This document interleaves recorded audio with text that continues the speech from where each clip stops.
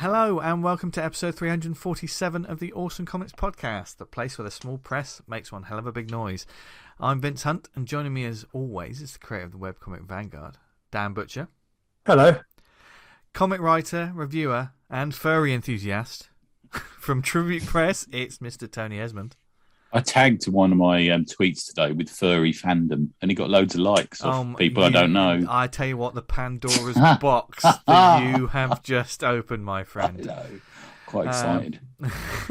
But behave, because we have a guest. Yes, joining us this week to talk comics, and our topic, which should be a lot of fun, is the comic creator behind such titles as Spine Chillers and one of the greatest titles ever, I Cashed a Dead Man's Pension. It's Mr. Ben Clark. Hello, sir. Hello. Hey, Ben. Good to have you on, man. Hi, Ben. Thank you, guys. It's a pleasure to be here. I love it. I love it when people say that, like this is the actual place where we all record in the same. Yeah, it's nice space. to see you. Yeah, get dressed. Yeah. Do people think, like when you see like YouTube podcasts as well, and it's like people like sitting in a living room all surrounded by microphones and smiling and things. Yeah, all those Hollywood ones where they're where they're talking about like mattresses that are sponsored, and it always interrupts the interview. Blue Penny or something. Yeah. Do people think that we all sit in the same room? Do you think? Speaking of which, have you heard of Comic House? Who are they, Tony? They're the Netflix for comics. Dan knows all about it. Please carry on, Dan. See what happened there is we were about to do a sponsorship segue then, and Tony tried to derail it. And what happened was I turned it back round on him, and he shit his pants. All right, and they all listened. They were all here. They heard it. Let's talk about trousers down. Yeah. Let's talk about an online comic app and read it that actually works. Oh, Comic House. Yes, this is very, very good, Dan. That's beautiful. And why? Why? Because you'll find out in a minute. Don't let him bully you. Bullied me. Don't let him do it. Be quiet, you. Thank you to Comic House, our lovely sponsor, for helping support the show. They are, of course, an indie comic marketplace with a difference. They love indie comics like we do, and you do, because you obviously must love indie comics because you're listening to this show. Otherwise, why the hell would you listen to the nonsense that we talk on a weekly basis? But if you go to comichouse.com, you see there's a huge selection of titles on their database. If you are a comic creator yourself, you can list your book on there, and you can also add your comic to the digital app, which more and more people need to skip on over to and join the service. It's basically not Netflix for comics, as Tony said. Only £3 a month, or I don't know what that would be in US dollars or things like that. But basically 18. The $18. I don't know, do I? No, but I'm a banker. It's probably the price of it's about $4 or $5, isn't it? Something like that. It's probably the price of one average digital comic, monthly comic, isn't it? But for that price, you get access to an enormous library of digital indie comics by amazing creators that's being added to all the time. What great stuff is on there at the moment, Dan? We've got Zero Medal Issue 3, Project New Wave Volume 1 Issue 3 Commencement, and we've got Nevermind Truthful Comics Edition Volume 1 Issue 1. And I'm going to read the synopsises of those two last ones because they're new on the app. So we've got Project New Wave Volume 1. Our team decided to cool off in a secret safe house while the commander smooths things over with the big military bigwigs and explains why Project New Wave is so important. But there are many other powerful beings that roam the universe, and two of them are about to collide with one another. And we've got Nevermind, Truthful Comics Edition 1. Story synopsis: sometimes funny, sometimes depressing, always real. Nevermind is a slice of life autobiographical comic. Sometimes life gives you the craziest stories you simply can't make up. There you go. And they're both available to read. Yeah. They said that can't happen. That can't be done. That can never be done. But it can be done. And you can read it on the Comic House app. Yes. Oh, yeah. Yes, you can indeed. And you can get a 14-day free trial. So to find out more, go to comichouse.com today and discover why. We're all on there. It's good. And we like it. I mean, our comics are on there, as well as lots of previous guests, no doubt future guests. And are your comics on there, Ben? They're not actually. I should get in I should look into that. Yeah, definitely. Yeah. If you've got a PDF, we can just upload the details. Yeah, it's a couple of minutes. There you go. Yeah. Yeah. There you go. And then it'll probably turn up. You never know. It might turn up in the top 10.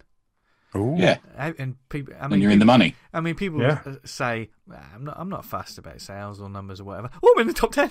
I did the same earlier, didn't I? Yeah, I said you went, oh my God, why am I in the top 10? I got paranoid. Somebody's discovered the filth I'm making. Yeah.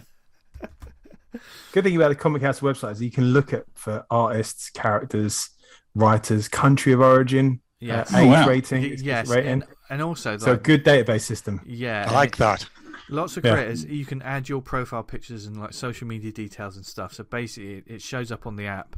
So if people like your comic, there's immediate links to find more because Pete and the Comic House guys, I know we make a joke of these ads, but they genuinely they love indie comics and they want more people to check out. Pete's very interactive. If you ever have a problem, which I do all the time, he gets back to you really quickly. He's really good. Yeah. He can't help you with that problem, Tony, because he has. Has he? Yeah. Oh, I just looked up. He didn't catch it as well, did he?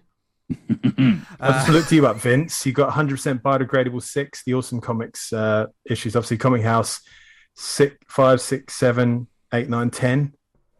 You got Samurai Slasher Volume 2, Stalkerville, Tales from Beyond Infinity, Issue 1. Yeah. You in that one? Yeah. The Grime Issue 2. Yeah. Yeah. Red Mask and Mars. All the titles all for that. This time I thought I did fuck all. The Spark Issue 1, 2, and you've got the Horde Chronicles Volume 1, Issue 1 on there. So more news on that soon. More news coming on that one. Yes. Yeah. So go to comichouse.com and check that out. Because right now, you know where you are with Comic House. Because before we get into our topic, this week... For the last 3 minutes, anyone who works at Comixology has just been cringing, waiting for it to come in. Anyone who listens to this show will know that we have mentioned the switch over from Comixology to Amazon and how that was going to... We were keeping an eye on it, and it happened a lot later than I thought it was going to. Yeah. But we always... It's kind of like one of those switchovers in a relay race where they drop the fucking baton and it all goes to fucking pop. Yeah. Or like when someone steps on a landmine and goes, "Oh no, it's all right." Bang. Because it switched over this week. It became part of Amazon, and it's hit, obviously something in comics hitting social media. What a surprise! But it's upset. But this is a worthy subject to talk about. It's a worthy subject to talk about. Well, now we're not going to go into a deep dive into it yet. And I know Ben, as you're saying, you've used Comixology before. I use it a lot. Yeah, I just haven't been on this week. Actually, I've never had the chance. So, do you have like subscriptions and stuff on there, or do you literally just go? Did you go week by week? Yeah, I tend to just go on especially if I hear something like what was that thing you were talking about the other week, Vince? Visor Viking, was it? Oh yeah. Yes. I thought, that sounds good. I'll pop on Comixology and buy that. It's only £1 or whatever. Yeah. That's how I tend to use it, to be honest. Yeah, and that's kind of what I did. I only recently just decided to subscribe to just 1 or 2 titles, and most of the time they were miniseries. So when I got the email from Comixology sort of saying we won't be continuing your subscription when it switches over, I looked at the list and thought, all those series are finished anyway, so it doesn't matter. But anyone who's listened to this show will know, especially myself, a lot of the time I'm mentioning I picked this up on Comixology. Yeah, I do it all the time. The thing is, if we're going to recommend something, we haven't nothing's really lit our fuse that week. That's my first go-to. I go and look to see what I've missed on there. You know. Yeah. And I have absolutely loved just browsing the indie scene and like stepping away from. I mean, we on the social media we did the digital browse of the covers. You know that. Europe Comics. We didn't have Europe Comics if it wasn't them. Yeah. There was loads of sales and stuff, and we're talking like Comixology has just stopped. It has not. But it has now been sort of merged in properly, fully into the Amazon banner, which has changed things quite a bit. And teething troubles is an understatement, do you think, Dan? Yeah, you could say that. Yeah, say that. My problem is the search facility. Yeah, totally and the one-stop shop kind of element of it. I don't want it to, because every time it comes up, it seems to be adding in. Because I buy novels and Blu-rays off Amazon. I buy my comics off Comixology. So just the recommends has all gone weird. And it feels to me like a candle in the wind. No, But it's all been folded into like the Amazon database, so you can kind of search for stuff, and it brings up fucking everything. Like, and it feels like I just want to look for comics. Let's just push people to the Kindle. Let's just use the Kindle, And I've read comics on the Kindle reader before. Like there was the Comixology originals and stuff, which you could get as part of the Kindle library, wasn't it? That whole library. Yeah, we talked about that a lot, didn't we? Yeah, because I tried it a couple of times and it was good. But I still have my Comixology sort of fix, and I got used to it. Obviously, when you get used to a thing and things change, there's the don't like this new bad. But it feels like the changeover has stuttered somewhat. I'm still getting my head around it because I just heard the chatter, and it's only in the past couple of days that I've looked at it. Just before we started recording, I thought I'd type in comixology.co.uk, whatever the website was. It took me to the Amazon site, and when you're on there, I couldn't find my comics. I had to use the app to do it, which Tony told me. He said, I can still find them on the app. So on the Comixology app, you can still find your stuff, can't you, Tony? On the phone app. That's only if you bought it. You can't find it if you haven't bought it, Yeah. So another thing they've absolutely fucked up, and I really don't know how they've done this, all the URLs that you use to link to your titles on Comixology are fucked now. They're broken links. They don't go anywhere. So all your titles, everything you've mentioned in the past, like if you kind of like got, say for instance, on a web content like mine, and I keep on referring back, you can buy this one on Comixology. Yeah. They're all broken. And like any business, if a bigger business bought out a smaller business, it would incorporate all those URLs as redirects to where you can buy that in their store. So like clients are just not clicking on links and they're dead. And like all those sales, you're missing all those sales. And for kind of like indie comic creators, you're trying to direct people to where they can buy your stuff. And that's fucking gone just because, I don't know, for an oversight, I really don't know. It really makes me think I should be backing up my purchases because some of them you can back up. Is it DRM? Yeah, the DRM. Yeah. And I've done that before purely because of this show. Like when I've wanted to talk about a book, rather than going to Comixology, I've had that DRM PDF. I've been able to reference, and I've still got those, and my library seems to be all there. But it's just I'll give the app a try. But I was saying to the guys before we start recording, I'm not sure I'm going to use Comixology anymore. I think I saw someone say on the internet, and I hear this. I've seen this said a few times. Is you don't own the comics you buy from it. No. There's a technicality. You don't own them. You don't have the rights to them now. No. You're buying them for use on the app, but they can withdraw them. It's happened with the books. People have like bought books and then Amazon's lost the rights or whatever reason. They just reached into your device and then you ain't got that anymore, which is mad, isn't it? Worrying because like I always think of the kind of how can this be taken to extremes. Ones if they start editing books for content that they find questionable, or you've got that book on your app that says something and then they've changed the content of it so it's kind of slightly more acceptable for whatever reason, or they pull books that they don't want you reading, or you know what I mean. They're taken to an extreme there, but it kind of if there's a kind of facility there, it can be abused, and as we know, human nature, fucking people do abuse it. Yeah. So what's your habits then, Ben? Are you like, is that where you get your Wednesday haul? Do you get it from? I mean, I don't tend to get to the comic shop much these days. I'm at work all week. I'm with my son all weekend. I went to these comic shops in Newcastle, so that's like a 50-mile round trip. So I read pretty much everything digitally these days. Apart from 2018 Viz are the only things I buy. Fly that flag. Is it obligatory for anyone in your area to read? Everyone has to read Viz and have. You get given it as soon as you get to fifth year at school. Yeah. The first time I ever saw Viz was at school. It was still quite an underground thing then, and this lad in my class, Stewie, his brother was quite a bit older than us, and he'd be like, "Have you heard about the Viz? It's like the Beano, but they say fuck," and we're like, But yeah, I've been reading it ever since. I'd like to read Viz on a guided view. I bet it works all right.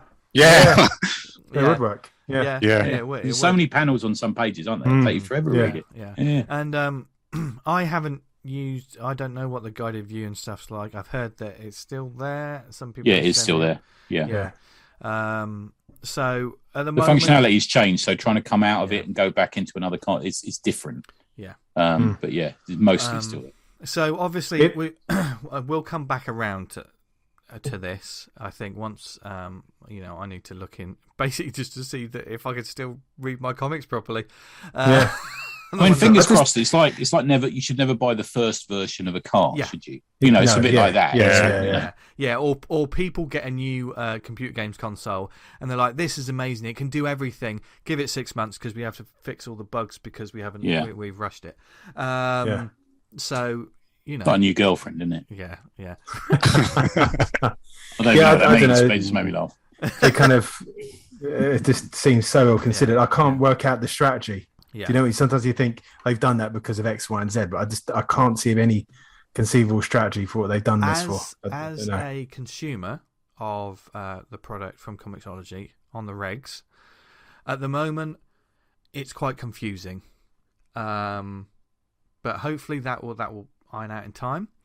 From a creator, we will obviously keep an eye on it from creators' perspective and how it's been for them. It's going to be very interesting to see what happens with publishers. Considering, for instance, Marvel have their own app. Everyone's got their own app. Of course, there's the other places like the Shonen Jump app, which more and more people DC are app, getting the DC app. I just think that they just got to be careful with it, and they've got to make sure they get it right. I just think people just go to fucking piracy. There's a big comic. There's the big website. Yeah, there's a big website, and you just go there and type in the comic title you want, and then you got every single issue ever fucking made from it. Yeah, and it's just like I don't agree with that stuff, and I don't. No, it kind of. I honestly think using pirate services does affect the fucking bottom line of comic creators, but especially if you're an indie creator, and every purchase is something in some small kind of way. So we're going to keep an eye on it. I don't know how we've got to a situation as years gone by that fucking this hobby is harder and harder to fucking keep up. It's just want to read. It's like in computer games where they make it so hard to get hold of an old game that sometimes piracy is the only way you can get it. Why? All of these people are saying, "Here is my money, please take it, so I can play it, whatever, or read whatever." It's all like we were talking about earlier. It's all about accessibility and easiness. I don't know whether it's true, but I read once that like music piracy went down massively when it became much more easy to just buy an album so quickly and cheaply and have it on your device within seconds. It's the old Bono quote, isn't it? When someone said home taping is killing music, and he said, "No, just shit music is killing music." That's some Bono. Yeah, exactly. Yeah. But like, if you wanted to get, I want to get the newest issue of Amazing Spider-Man that comes out on Wednesday. Where does Joe Public do that? Where does Joe Public do that? What, 2 shops in central London? It's like in the the biggest city in pretty much the biggest city in Europe. There's 2 shops you have to go to. Both of them you have to go into the basement. What is going on? That's not even factoring in online. If you're talking about the north of east of England, there's only 2 shops in the whole area where you can buy the new issue of Amazing Spider-Man. And this isn't even factoring in the Kickstarter stuff. We won't go into that, but it's like, there's another fucking avenue. That people seem to be detonating. Yeah. And obviously with the pandemic that happened over the past 2 years, everything that's been happening, that God bless you indie comic shop owners out there who are fighting the good fight and doing what you can. Because we flipping love you all. Get your comic on Comic House. That's what I say. Look at that. That was the longest advert we've ever done. Take note, P. That was a 20-minute advert. So it's interesting times, and once again, the comics landscape's going to be very interesting over the next 12 months. as it always is. But hopefully it will be full of fantastic comics. Unfortunately, we live in interesting times. I mean, if not, we could always hop in the DeLorean, couldn't we, and just pop back to here we go, a time when nice. When comics when comics made us happy, and they were affordable. And available, affordable, good. Yeah. But yeah, I mean, now more than ever, we really need time travel to be a thing, and that's why we're talking about it this week. That's our topic. So we desperately want it, so we thought we'd talk about it. Yeah. Well, it's quite strange. I mean, this sort of popped into my head as a possible topic because I thought it's one of the major storytelling tropes and narratives. Yeah. And we haven't really had a focused discussion. We've certainly talked about books that are about like people going back in time or changing this, that, and the other. And I thought, all right, let's have a little sort of focused chat about it. And we've got some. Tony's got a question for us. We put a shout out on the social media, and you lovely people out there responded. And we got quite a lot of responses. So it says it all about time. We got responses from people I've never heard of, which is quite unusual. No. And usually it's like hello. Yeah, thanks for listening. Yeah. But yeah, time travel. Now it's an interesting one. It's got its pros and cons, hasn't it? And certainly we're going to try and stick to comics here. Because obviously you've got the movies, there's the old Doctor and things like that. But when you're dealing with like images on a screen and that sort of narrative, it's very different from the sequential medium. So how can you get the whole time travel thing to work for comics? You have to think about it slightly differently, don't you, surely? Than just sort of like, I mean, we always harp on those people who are like, I wrote a film script and it didn't get made, so I'm going to turn it into a comic. Surely if you've written a time travel movie script, that's going to be difficult to turn into a comic because it doesn't work the same, does it? The medium's just very different. Do you know what I mean? Different. Yeah, I understand. I think it opens up as a medium for stuff that is perhaps a bit more sort of pulpy. You know, when you look at stuff like travels back in time to fight dinosaurs, you know, or Flesh, or what was the Corbin one? Rip in Time, was it? Is that right? I just remember the Corbin one. Yeah, Rip in Time. Yeah, so traveling back and fighting dinosaurs is just visually fine for comics. Do you know what I mean? It's fucking awesome. Yeah. But I think when you get into the brilliant, isn't it? Yeah, but I think when you get into something like Groundhog Day, comics become a little bit of a yawn fest for me. Yeah. You know, not sort of it's not their kind of forte. Yeah. And I think it's a very tricky sort of medium as well. I think definitely for ongoing comics, I think if you're doing a mini series or like, you know, standalone, you're nothing to do with any sort of major character, you can get away with the plot holes, because time travel is nothing but plot holes a lot of the time, isn't it? Yeah, head scratching, isn't it? It's head scratching and like, oh well, those two people are interacting, they wouldn't be able to do that. It's like science. It's like great science fiction. You have to make up your own rules for some of it, surely. And you can, because time travel doesn't exist. Yeah, it's just that Let's thing. Just put that out there. I want to put that out there. You can't time travel. And theoretically, it will never exist because nobody's actually come from the future to us. Yeah. You kind of just need the internal logic, don't you, of it working. This is how the rules work in this story. You got to set out your law, haven't you? You got to stick with that law. Yeah, because it lends itself to a lot of sort of very hard sci-fi, doesn't it? You know, yes. You know, you go back in time and step on a butterfly, and there's all that sort of thing going on, isn't there? You know, sort of hard ideas sci-fi, which doesn't always work for comics, I find sometimes. Yeah, it's a concept that can work across all sort of mediums and sort of narratives.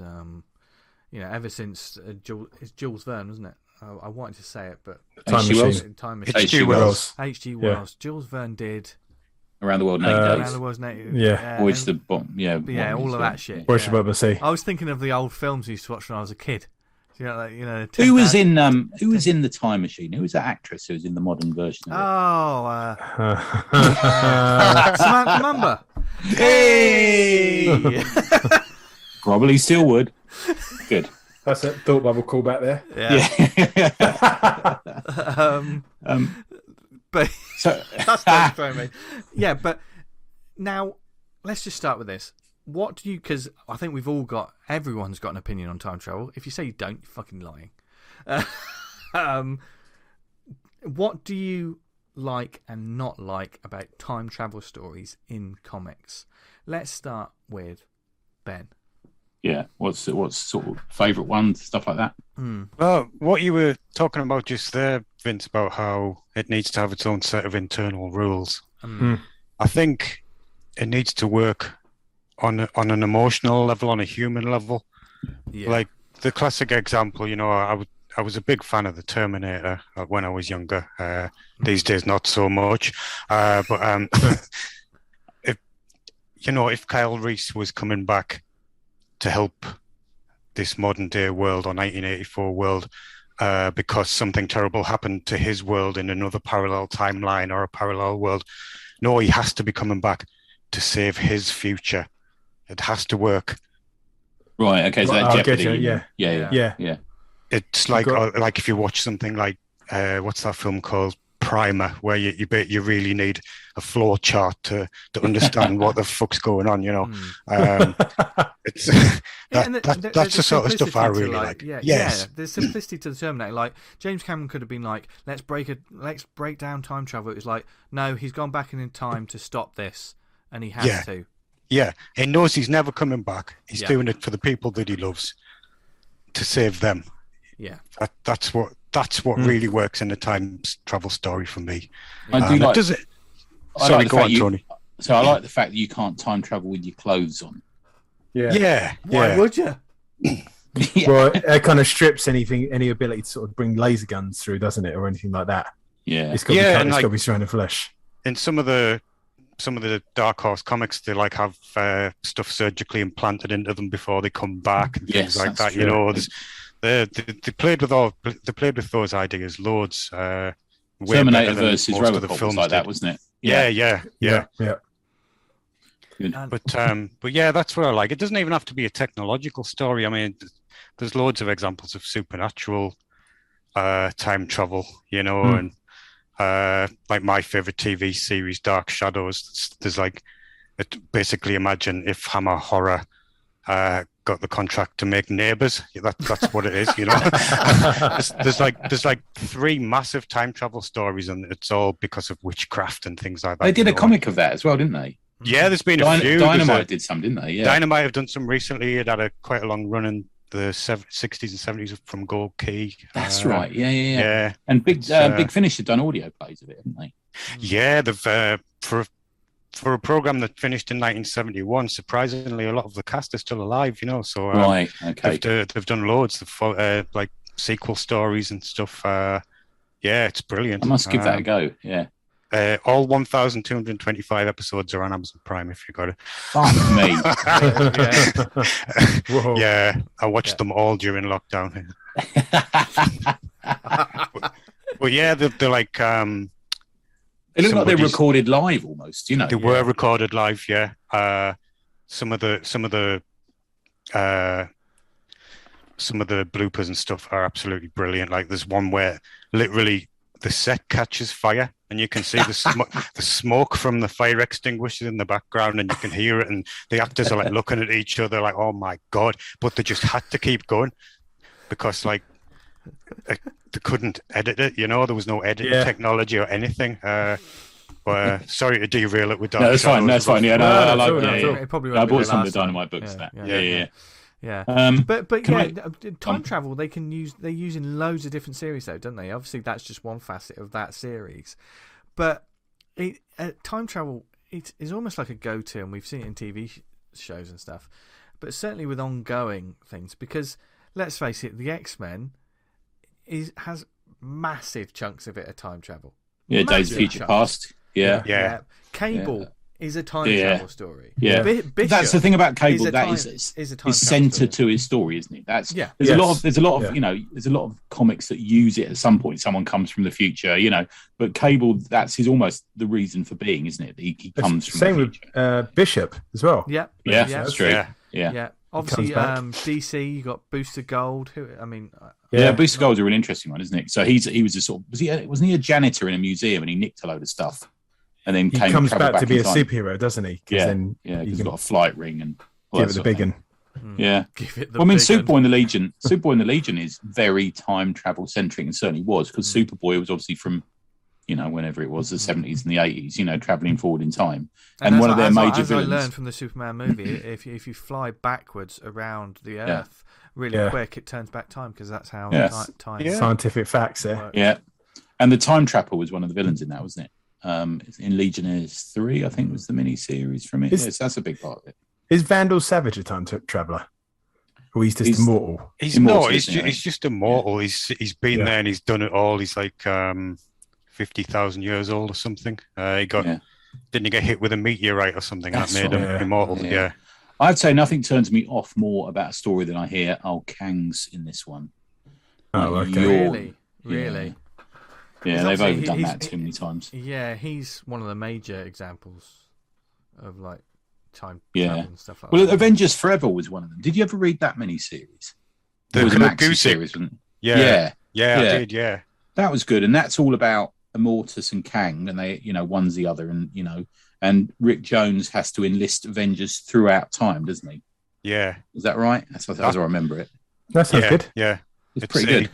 He picks people from various points along Avengers history, and it's a really good story, though. Yeah, nice little self-contained thing. With those sort of stories, and I think this is something that clearly that people can do in comics, is they can do a time travel story, and they don't think about the butterfly effect of what has happened. It's just literally they can travel back in time. They've turned up, something's happened, and then they've gone back.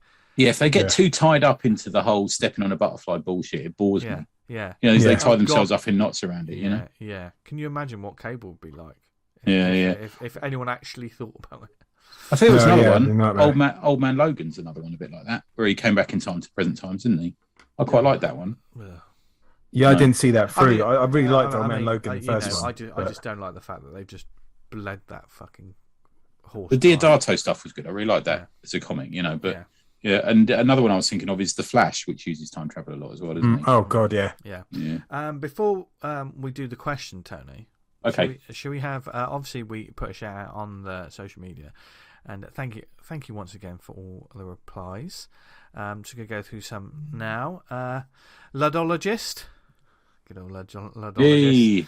He said, isn't he something like Dora the Explorer now? He's Guinness Adorer the Explorer. One of my favourites. Yeah. He says, I like time travel stories at the surface level. Sometimes you have to overlook a lot of plot holes or just work harder with headcanon. Tom Curry at this Chucklehead, he says it's a tricky one to do well. Two that stand out for me are, and this is one that was mentioned by several people, so you'll probably hear me mention it a couple of times, Patience by Daniel Clowes. Yeah, I bought him that. Do you remember when we had a curry? That's my little present to him. Yeah, it's a good book. Yeah, really like that. And Silver Surfer 11 by Dan Slott and Mike Allred. Both of them had time travel as an essential aspect and built the rest of the story around it. Yeah, good.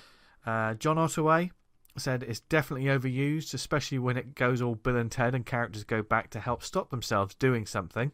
Yeah. See Wolverine in the Age of Ultron. There are definitely times when it works. I'd Put Away by John Late. Level 8 comics right up there amongst them. That's a great one. See, John would love to go back and maybe murder some people, This is John Ottaway, more people, you mean, Danny? Allegedly. Yeah. He'd be Johnny 600 if they knew the He's truth. not a murderer. Yeah. He's not Jack the Ripper. He's not Jack the Ripper who now lives in present day England. Time travels. Oh, I know he's about to text me. He's looking at his phone now, ready to text me with a message. Yeah. Get ready. Sorry, John. Mega City Book Club. Eamon says there's another vote for Days of Future Past. Also handled well in Strontium Dog, the Ragnarok job. Yes, and I was thinking about Strontium Dog. That was one of the ones on my list, because not only does he go back to Viking times, which is where he meets Doodad, doesn't he? But he also has Wolf. That's it. But he also has grenades that jump time. I thought that was the coolest fucking idea as a kid. Yeah. They would like freeze time, so like the planet had moved on, and then these. It's really horrifying. Every time it's the person like frozen and suffocating in space. It's just yeah. Should that be like a war crime? Surely that weapon. That's absolutely lethal. Yeah. But like he goes back in time to sort of like rescue Ronald Reagan, doesn't he, from assassination? Oh yeah, that one's brilliant. Yeah. Doesn't he go back in time to kidnap Hitler at one point as well? Yeah, that's right. Good point. Yeah, that's right. Yeah, the classic go back in time and get Hitler. Yeah. I'm sure that's been done many times. Yeah, if I ever hear in a movie anyone goes, "Oh, would you go back in time and kill?" Click, it goes off. The movie goes off immediately. Yeah, that's just overdone. But it works. It works with him. Eamon also mentioned Swamp Thing became unstuck in time and was supposed to be Jesus, but DC said no to number 88. I know, that's great, isn't it? Yeah. He met Enemy Ace, though, didn't he? He did a bit of that, and he hopped through a few different characters, I think, in that. But I'd love to have seen a Swamp Thing Jesus story. That would just been the new one. What's that one we did at the? Oh God, the writer artist Greg Hinkle and what do you call it? And Airboy. Airboy, yes, that's a bit of time traveling in there. Yeah, that's true. Yeah. Simon Russell mentioned the one-off of Time Bandits with Steve Parkhouse's art. Steve Parkhouse is great, man. Really good. Skinny drawn boy. Despite writing a time travel comic, I haven't read any. Oh, okay. He's got a laughing emoji. You must have read even if you can't recall it, because it's fucking littered throughout comic. Yeah. Even if you just read a Legion comic, there's going to be an element of time travel in there somewhere, or a boost of gold. Yeah. Alan Spinney says Michael Crichton's Timeline was an excellent book about time travel. I love those type of adventure stories, but can't stand let's change history by meeting our younger selves, even though it's impossible. Those bore me silly now. Done, and done. Absolutely right. Yeah. It's like write a dream, lose a reader, isn't it? It's the same as that. It's like you wouldn't. Well, ideally, I would like to go back and tell myself not to do certain things that have fucking turned out disastrously. But to put it in a movie would be boring. Yeah. I think Jean-Claude Van Damme's Time Cop was the definitive word on that. And that was a comic first, wasn't it? Dark Horse comic. It was. Yeah, you're right. Yeah. So after that was done, it was like, look, there's nothing more to be said. Anything that Van Damme does cannot be redone. I think that should be a rule of some kind. And at Duncan Muggleton, Duncan says he's a big fan of time travel. I'll read anything with time travel. I like the smaller stories where it's used intelligently. Current examples I can think of are movies Time Crimes and Primer. Time Crimes is a great movie. I've not read that one. I've not seen that one. He does mention Valiant's Ivar Time Walker is really great. Yes, one of the three brothers. Yeah.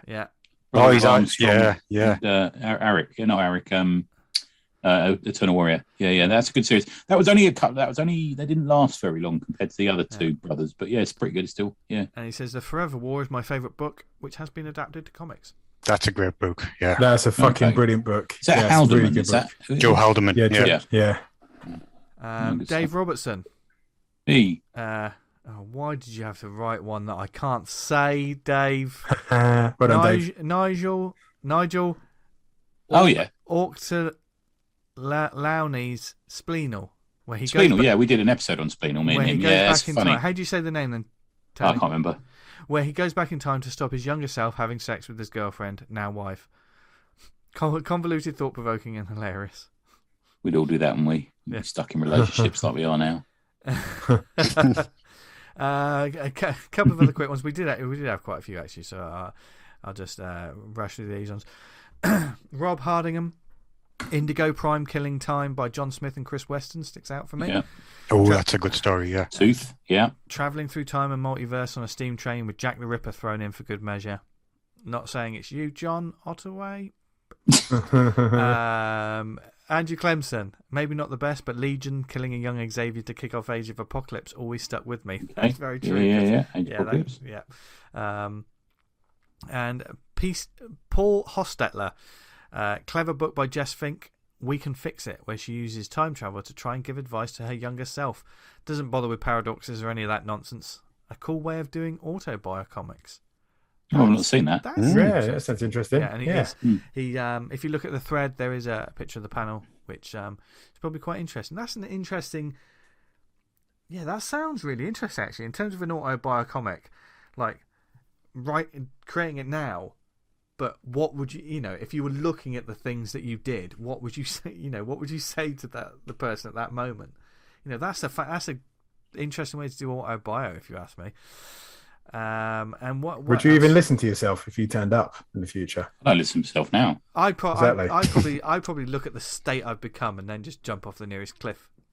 Don't be like that. I've got a couple of mentions. Can I get to a couple of mentions? Correct. So I've got the Rook, Rest in Dane.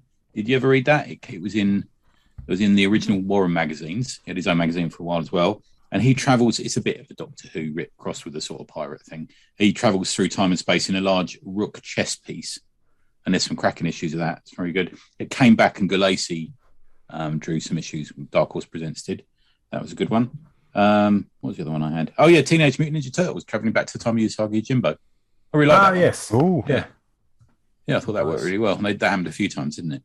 There's a little collection you can get of the crossovers of that, which is really worth getting. Yeah. In mine too. Simon Russell also mentioned Time Spirits. Oh, I love that. Oh, I love that book so much. Which honestly, is a Marvel book. I can see the cover. It's epic, isn't it? It's one that I'm not aware of, Tony. What's that? It's super hippy dippy. I was away dealing with something, and living in a hotel for a couple of weeks. And there was a local comic shop that had fuck all, but had a box, and they just had old tatty issues of things, and that was in there. And I remember thinking, this is the best thing ever. There's a little bit of the Native American, a little bit of the sort of time travel thing. Brilliant, love it. Yeah, it's a great book. Yeah, they should collect that. Don't know why they haven't. Yeah, nice. A couple of others. There's a strip called Tharg's Time Twisters, Chrono Cops. Oh, Dave Gibbons. That's brilliant. Yeah, like what you were talking about earlier, Dan, about having like how can you show a time travel story in a narrative form? That is just, you need a master like Dave Gibbons to do it. They're like coming into the precinct and seeing themselves go back out from the previous day and things like that. It's brilliant. Who wrote that? Was that Moore? I can't remember. It was Alan Moore. Yeah, it was. Yeah. Nice. Yeah. That's a great. The faces of those detectives are forever imprinted into my eyeball. They're just so cool, aren't they? Yeah, that's a good one. A great story. Bruno Cat by Stu Perrins. That Time Twisters, I forgot to mention. Time Twitchers was brought out by P.H.U.R Games. Thank you for sending your reply. Okay. And one final thing to just get us to talk about this. Will Conway, Mark Ollivant and Will Conway said, I think there's definitely still plenty more fun to be had in this area/era. There's an interesting question. Storytelling-wise, what else can you do with time travel in comics? And there you go. That was that. I know that. Yeah, thank you for that interesting. But, But I mean, I don't know, man. I avoid it. Yeah, I do. I just think it's. I don't know. Flashbacks and stuff are fine, but I just don't like. Sometimes it's very lazy storytelling. You've got to have something. I could totally see Hurt going on the time travel adventure. Yeah, well, we kind of did that in a way with the Nazi planet, didn't we? Yeah, like he could have travelled back to. Yeah. But that's the kind of title that can do that thing, where there's a lot of other titles that can't do that. Yeah, you know what I mean? Like it's just the character and the story won't hold up. He definitely could bang his way through history, couldn't he? Do you know what I mean? Time bangers. Time bangers. Right, we're doing that. Copyright us. That was one of the ones on my list, actually. Not Time Bangers. It was an Eros comic from back in the day. Yeah. Okay. Yeah.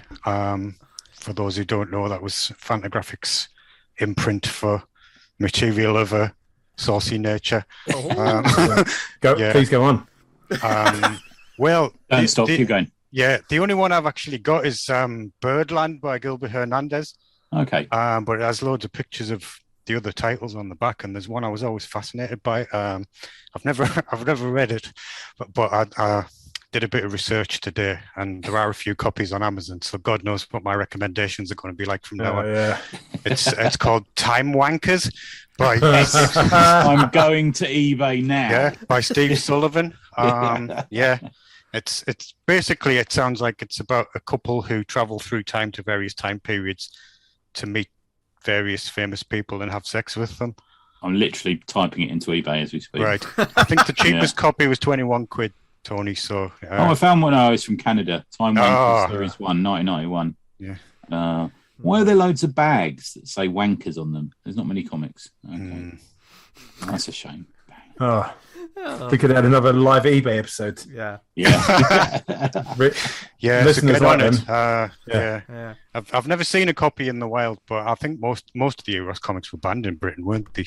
Yeah, they were hard to get when they. You occasionally see them at marts, actually. That's where I got Birdland at the Newcastle Comic Mart. God, about 20 years ago. Yeah, and that is well, it's something, all right. But yeah. I've just sent you boys the picture of Time Wankers. No, amazing. Even the cover's a bit dodgy. Yeah, it is, isn't it? Yeah. Oh, yeah.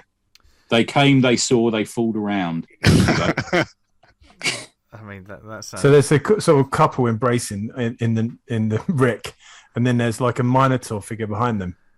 Clearly, he's got his hands on both their bums as well, from the looks of it. He's about to grasp them, isn't he? Yeah. And he's definitely a naked Minotaur. I'm just gonna say something. Yeah. Did Minotaurs ever exist? Yeah, that's what I'm saying. We're kind of going into fiction there. Yeah.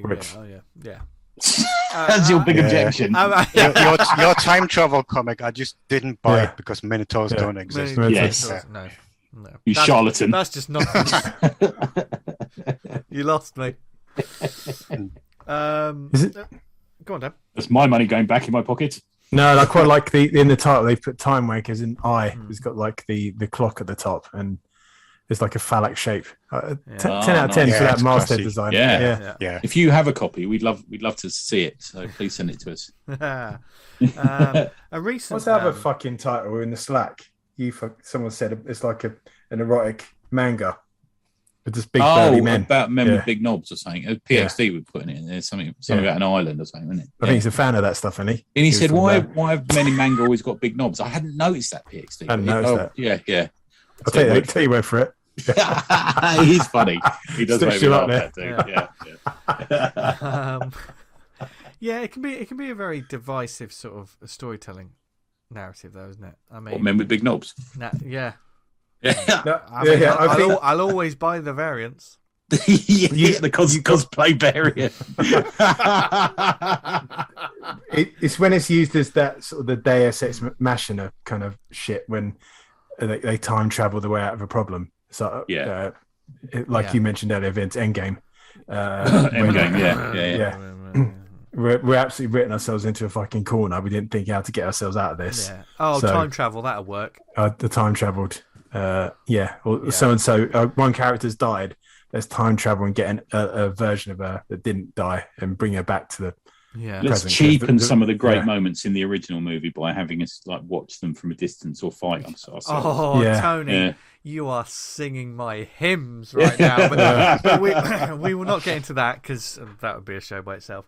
The same with that fucking Harry Potter film. It was like in one of them they got a time turner thing. So why don't you just use that in all the films? I mean, I just don't like it when you get the. I presume there's a reason. Yeah, I've never seen a Harry Potter film. Yeah, I don't like it when you get the deja vu moments in like stories or films and stuff. I don't like it when you get the deja vu moments in stories. Was that fucking film? Is it Top Secret where he meets the French Resistance? He goes, "This is Provençal, bonjour." This is deja vu. Have we not met somewhere before?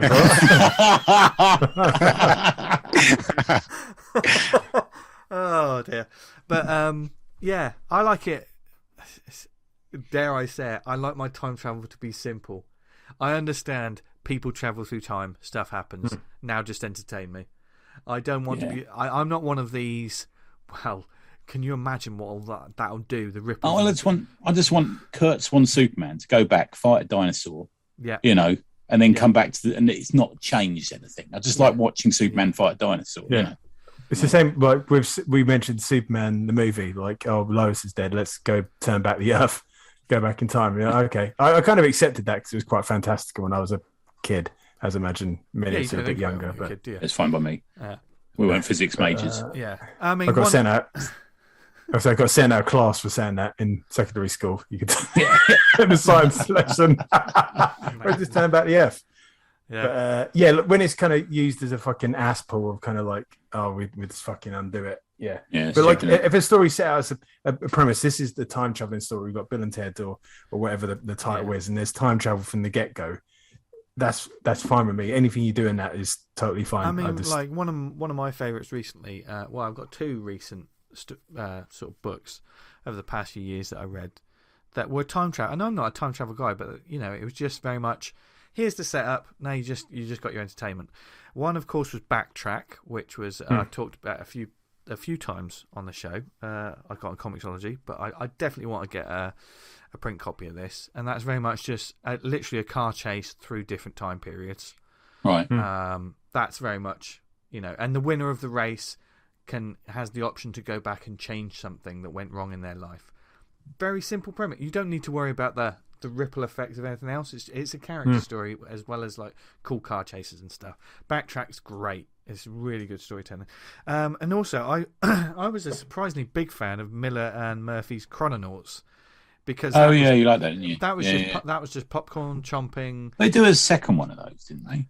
They haven't yet, I don't think. I know they bought a deal of it, but it's very much, if you want to see Sean Gordon Murphy draw a page where it's dinosaurs and there's an F-16 fighter flying over the top of them, that would give you an idea of the sort of thing you get. Well, that's why I like Flesh. Do you remember Flesh in 2000 AD? That's why I like that. It's fucking brilliant. Cowboys versus dinosaurs. It was futuristic cowboys, Yeah. So, these sort of elements can be done well. But I don't know. It's not a genre that is necessarily my go-to unless there has to be something special about it. I mean, those two that I just mentioned were standouts for me, but most of the time, like, if any of the big two publishers do it, I just roll my eyes and turn away because I can't be bothered with it anymore. It just feels like filler. Like they it's like they don't. They're too tied up in continuity. They're just going to do this time travel thing. Yeah, and plus, sometimes it's just a lame excuse to just introduce a younger version of a main character, or an older version of a main character, or an alternate version of a main character. I'm the you that if you didn't put on that pair of pants on Wednesday, I'm the person. Or we secretly we had a son in the future. Yeah, it's like that, isn't it? Yeah, right. Yeah, I'm done with this. But Tony, you have a question for us, don't you? Oh yeah. So part of this, we decided that you all managed to prepare. So this is the question: you can time travel back to experience a single issue or a short run of comics. When, what, and why? Who would like to go first? I think the guest has got to go first. Okay, Ben, would you like to go first, babes? Okay. I would like to travel back to Mega City 1. When Ron Smith was drawing it, to the story Un-American Graffiti, the first appearance of Chopper before he became the Super Surfer. He was a graffiti artist or a scrawler. There's just, if you go to Mega City 1, you're most likely to be murdered or killed in a nuclear war. Have your bleak, isn't it? Yeah, have your organs stolen. But that's a nice moment before World War IV and when Judge Death takes over the city and kills everyone. It's just, I don't know, there's just something joyous about it. It's just... we were getting like short runs of Dread, weren't we? With just, Bolland and all these sort of, some Mike McMahon. There was some incredible stuff going on. There's something about Ron Smith's work on Dread I love so much. There's just something joyous and wondrous to it. As well, isn't there? Yeah, it's like Mega City 1's a horror show, but it's also an amazing, wondrous place. And yeah, I'd like to be there shouting on Chopper against the Phantom, who was actually a robot and was bored and decided to become a scrawler in his spare time. It's a ridiculous story, but it's probably my favourite Dread story ever. There was that sort of 4 or 5 years where Chopper was the coolest character in the prog, I think. He was just, it was that. He gets out of the cubes after about 3 years, and then he turns into a Super Surfer, and then there's the Midnight Surfer, and after that they put him away forever, basically. And they let him out during Oz as a contrived sort of way to that's right. to go and as a cover story for Dread to be there, because they know the crazed lunatic judges are hiding in Ayers Rock. It's a long story, but anyway, but yeah, and then they did Song of the Surfer with Colin McNeil, where oh my god, that is just so powerful. Yeah. Yeah, you're right about Ron Smith, man. I was reading it back then. I think we were both kids. I love Ron Smith. I love him so much. And there was something well drawn, but just nasty about the way he drew stuff for me. Yeah, yeah.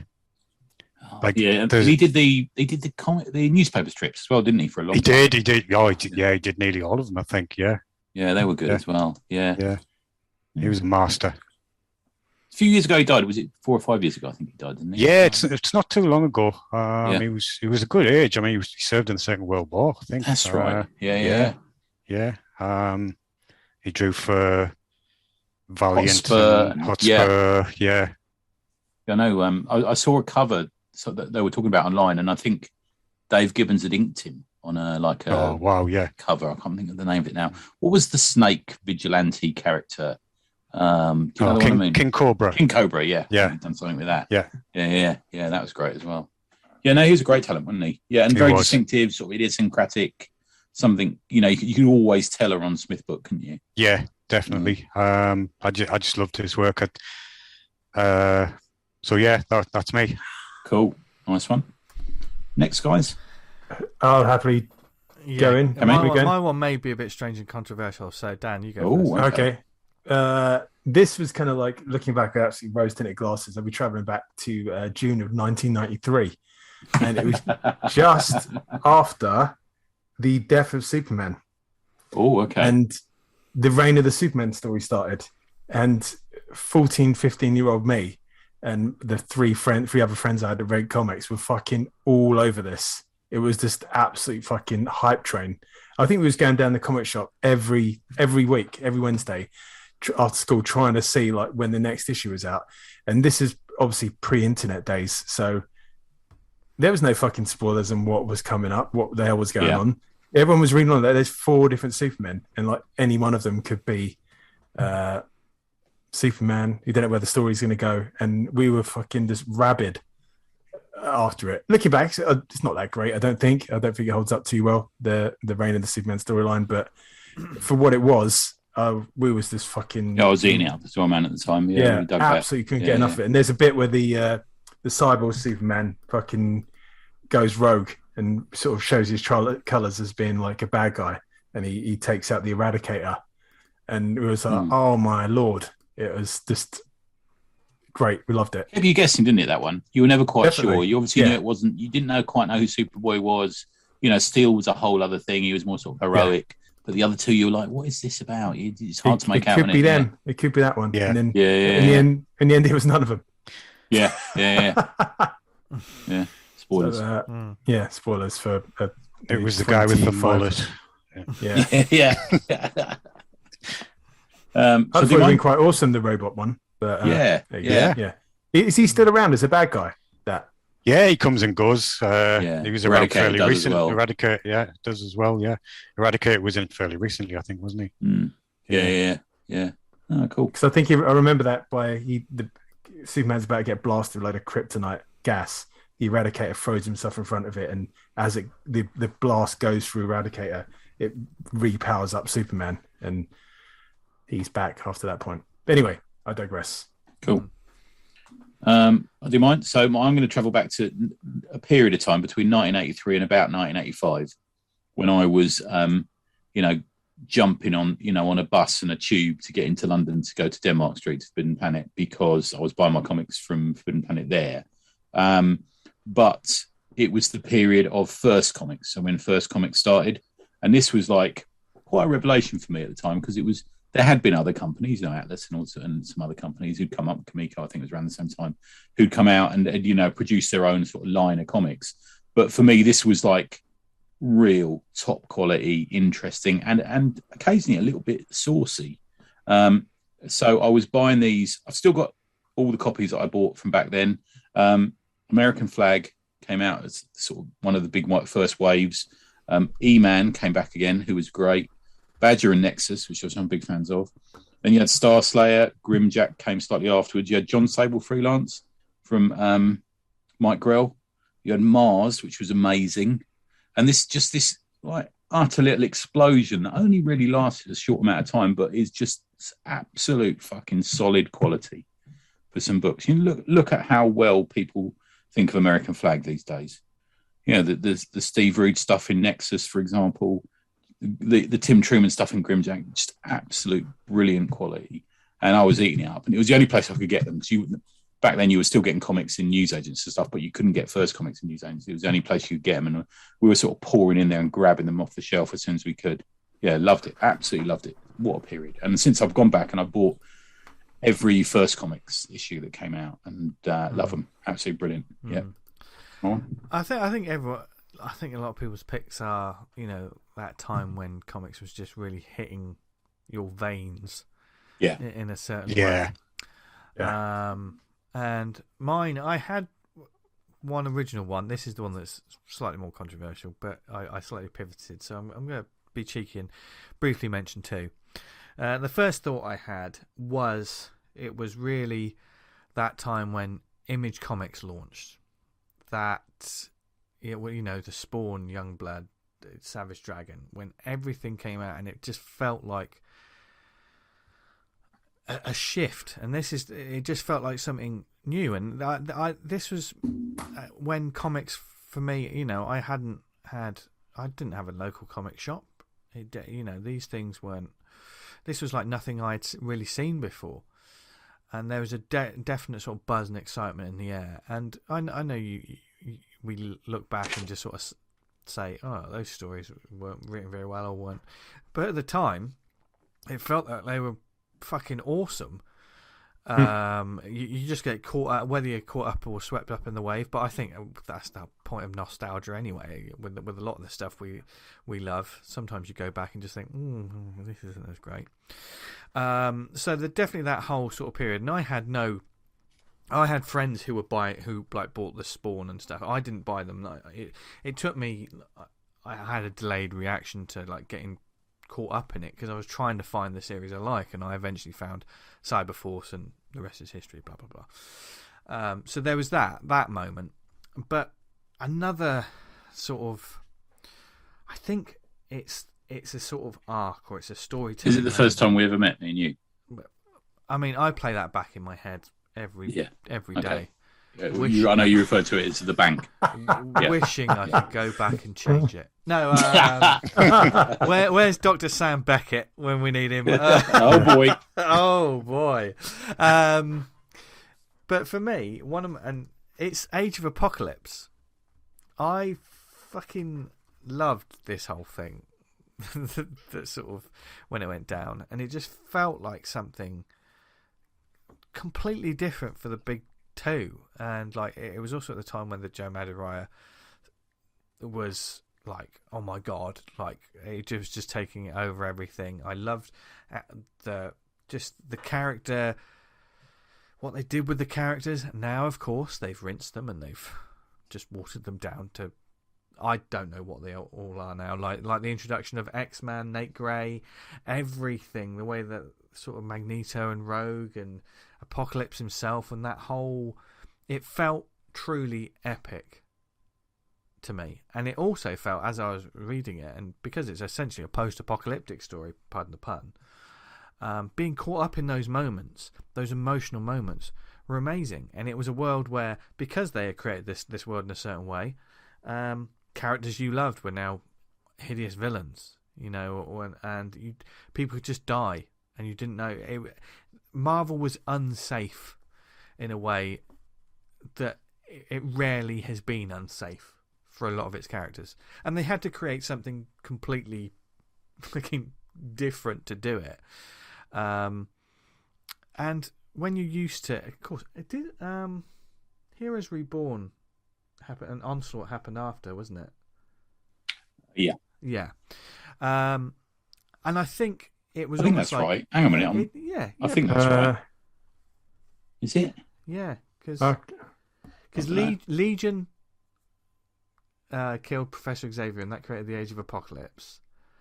And I think afterwards, Professor Xavier obviously merged into Onslaught, and that created the Heroes Reborn, which came afterwards, wasn't it? I think. Yes, because Heroes Reborn was when the Image guys came back, and they were still doing their thing when Age of Apocalypse was happening. Okay.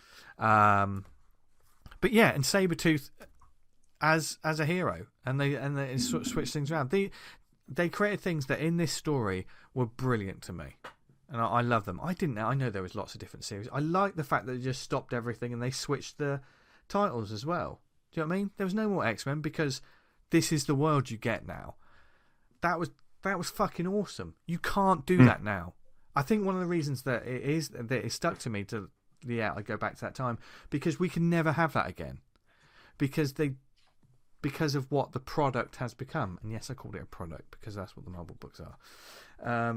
Because they won't do that again. But they'll use that IP to do another, here's Age of Apocalypse, here's a Wolverine miniseries that no one cares about, blah, blah, blah.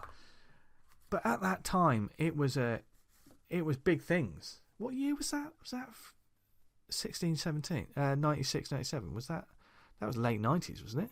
Age of Apocalypse? I'm not sure, man. I'm not too sure. About 97, I think. And then was on Heroes Reborn, was that about 98? Yeah. 89, something like that, I think, yeah.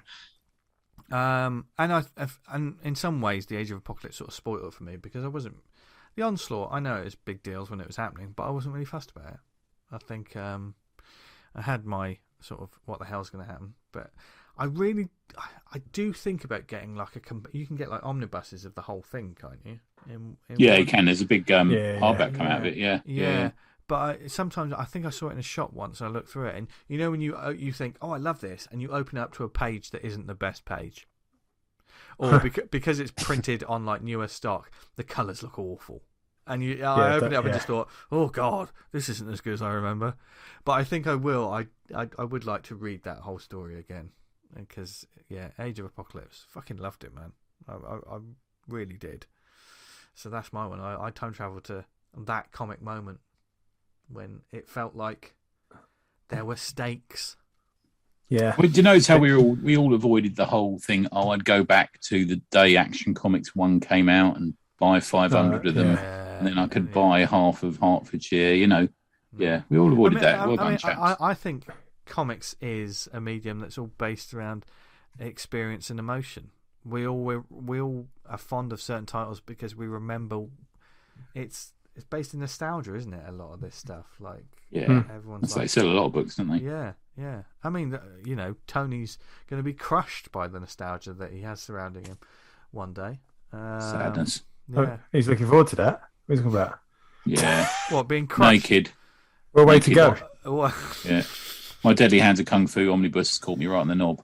What he would have wanted. Yeah. He died as he lived. Yeah, surrounded by comics. with his dick in hardback. Slamming it shut. It was that copy of Time Wankers that he ordered. Yes, final straw. Yeah. No, I can't order one. I'm upset. I'm gonna have to reach out. Who's that bloke that me and Adam always try and get comics out of? The old bloke, the old grumpy bloke. I bet he's got a few down the back of his couch. Time Wankers. Couch. Yeah, but of course, keep the conversation. I mean, there's so much that could be said about this genre. I mean. Is it something, Ben? Has time travel been something that you've been interested in, like creatively, to sort of create something around, or is it just because I know me personally, I'm not. There is an element of time travel because you do collect characters from different times in Spine Tutors, don't you? I do, yeah. Do you want to just let us know what that is, just because it's kind of a nice opener for that sort of thing? Yeah. But it's a webcomic I used to do. It's basically like a kind of British 70s sitcom where all of these writers of weird tales live together in this grotty bed and breakfast. So I've got like Lovecraft, Edgar Allan Poe, Ambrose Bierce, Charles Dickens, Arthur Conan Doyle. So they're all from like different times and places and stuff. And I would always make jokes about how it was like Poe's 204th birthday and things like that, you know. But yeah, it was like a sitcom in a strip, basically. They have to put up with the complexities of modern life, including going to a comic convention. They go to a lot of comic conventions, and there was a running joke where, because like the main three characters were like Lovecraft, Poe, and Bierce. Like Poe was like the zany one. Bierce was a little bit more sensible, but he was a bit of a space cadet. Lovecraft was the angry sort of Basil Fawlty type character, and he would they would end up in jail after every convention that they went to. I'm looking at the page now where they're at a convention, and some bloke comes up to him in a Scott Pilgrim t-shirt and says, "Hey mate, are you Harold Lovecraft?" And he knocks him out for getting his name wrong. Yeah. Brilliant. There's another one where there's a cosplayer who's come as Cthulhu, who asks him to sign his costume, and he says, "Don't diss the mythos," and knocks him out as well. What have you got there, Mrs. P? I've got H.G. Wells' duffel bag. He never came back for it. Yeah, it's just full of stuff like that. Yeah. Where's my golden monkey? Yeah, it was actually intended as a spin-off from Doug Bradley, that was Pinhead in the Hellraiser films. Yes. He does a series of audio books reading all of these stories from all of these guys. They've been really successful. He's done loads and loads. Right. And the publisher, Alexander, Renegade Arts Entertainment, I got talking to him once at a convention. It was, Inverness, High X in Inverness. We had a table next to each other. He bought my comic Mothman About the House, which is a similar sort of thing. It's like a sitcom where all these like 40 beasts live together and they just sit around watching Dad's Army and stuff, But like, he thought he really liked it, and he like offered us a job doing this. So anytime Doug would do a new volume of the audio books, like say he would do, because Dickens wrote quite a lot of horror stories. Right. I would like introduce them as a new person coming to stay at the guest house, and they're all terrified of the landlady, and she's got a mysterious secret in the attic that they're not allowed to know, and they're all really scared of her. She is quite a terrifying character. Yeah. But she's also the only one with any sense as well, because they're all just big kids basically. I had loads of fun doing it. Yeah, I remember you doing this sort of stuff. Now, talking of time travel, you and I tabled next to each other, I'm going to say 20 years ago. I was trying to work out the first time we met, and I think it might have been Bristol of 2001. Right, okay. Is that about right then? Yeah, almost 20 years ago. Yeah. And you were doing Magic Bean comics back then as well, weren't you? I was, yeah. I think it was 2000, the first comic I did. I was back at home living with my mother from university and just wondering what the fuck I was going to do with my life, basically, And comics have always been my first love, mate, you know what I mean? It's just, I went through a phase where I wanted to be a filmmaker. Like when I was at university and stuff, what I really realized was I like to write, I like to draw. So I just, I was heavily into reading the Comics Journal and buying loads of graphic novels and stuff. And it just sort of, I had this story in us of this guy who used to present the news in the Northeast. I did it for like 30 years, called Mike Neville. I just had this story that it had to come out, where he fights a giant monkey in Asda car park. And it took us ages to do because I was so out of practice with drawing. I used to draw loads when I was a kid. I mean, I still draw like a kid now, to be honest. And I did it, and I showed people, and that's how I met Paul Scott, who was involved with Solar Wind with. I remember very well. I've still got my copy. He lived just up the road from me and near Sedgefield at the time, and we had a few mutual friends, and obviously we had loads in common. He was like, he was just starting to work on the first issue of Solar Wind then, and I was like, oh, here's my comic about Mike Neville fighting a giant monkey, and he's like, he loved it, so I got involved from day one, basically from before the first issue came out. Yeah, you're both. I think we used to meet up, didn't we? At Bristol was kind of like the big event, wasn't it? Almost for us. That was the big one, I mean, at the time, it was the National Comic Awards, and then a few years later, it was the Eagle Awards, and like we were there with our first issue. I think it was 2001, And then the next year we came back, we had 2 or 3 issues out by then. Yeah. And we'd been nominated for Best British Black and White title, and we bloody won. And we just couldn't believe it, and it just seemed to capture a little bit of something, Solar Wind, It was. For Vincent Dan, it was like it was an affectionate piss take of the old British weeklies, basically, the British way, something you love, take the piss out of it.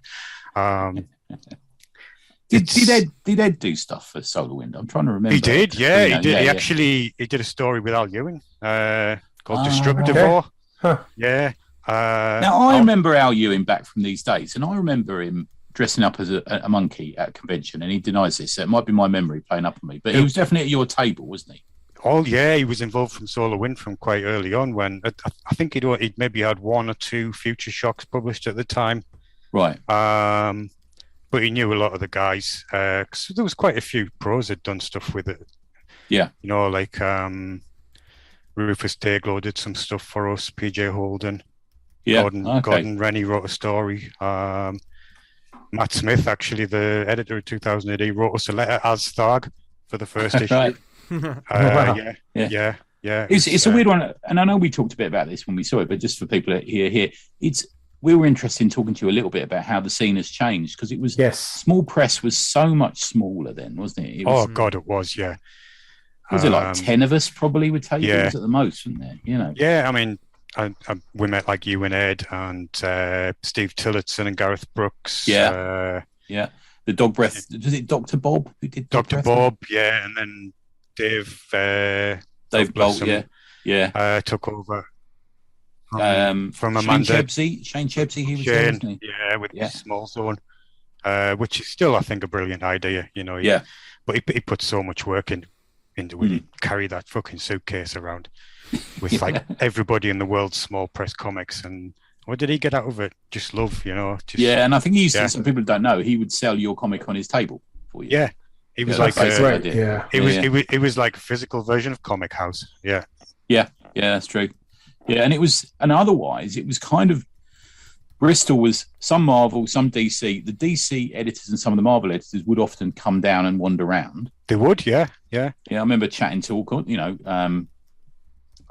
Casada was there one year, I remember, and all sorts of things. But mostly it was a 2000 AD. It was the 2000. Everyone loved 2000 AD. He was there, didn't they? Yeah, that was the early days of Rebellion taking over as well. Yeah. I mean, it was only a few years before that when it was Egmont, the last publisher they had. Right. I think there was one year 2000 AD shared a table with the 2000 AD fanzine at the time, because Egmont wouldn't fork out any money to publicize it at all. So the Rebellion were really starting to build it back up again, and and the stuff they've done since in the last 20 years, like the Treasury of British Comics. And, it's quite an empire now, isn't it? Yeah, at the time we just felt like maybe all the old British weeklies, not just 2000 AD, all of them were starting to be forgotten a little bit, and it was our sort of tribute to that. But now, I mean, we used to like pass around photocopies of the Leopard from Lime Street and things like that. And I remember buying Action. I've got a massive, fucking beautiful, oversized collection of it now. Instead, it's just. And the other thing at Bristol, Ben, as well, was the back issues. Couple of the back walls were just like non-stop back issues. Yeah. Well, I didn't have a car at the time, so we always used to drive down in Paul's car with all of our stuff in the back. And where's it all the way from the northeast down to Bristol? From Durham down to Bristol. It would take about 6-7 hours. And the amount of back issues I would buy, it'd be like, Jesus Christ, Ben, how are we going to get all of them in the car to take home? Because there was just so much stuff. Like when I was at Thought Bubble, there was one trader selling graphic novels and stuff. He had a few boxes of recent issues, not like 10 for a quid sort of thing. And it was like a mixture of a comic mart and a convention, and it was actually had comics you could buy. That's the thing I used to love about it. And I remember to this day, I mean, Vince, when we did Bristol many years ago, it was about over 5 years ago now, I reckon. We had a drink with. Do you remember we had a drink with Dave Brown in the bar?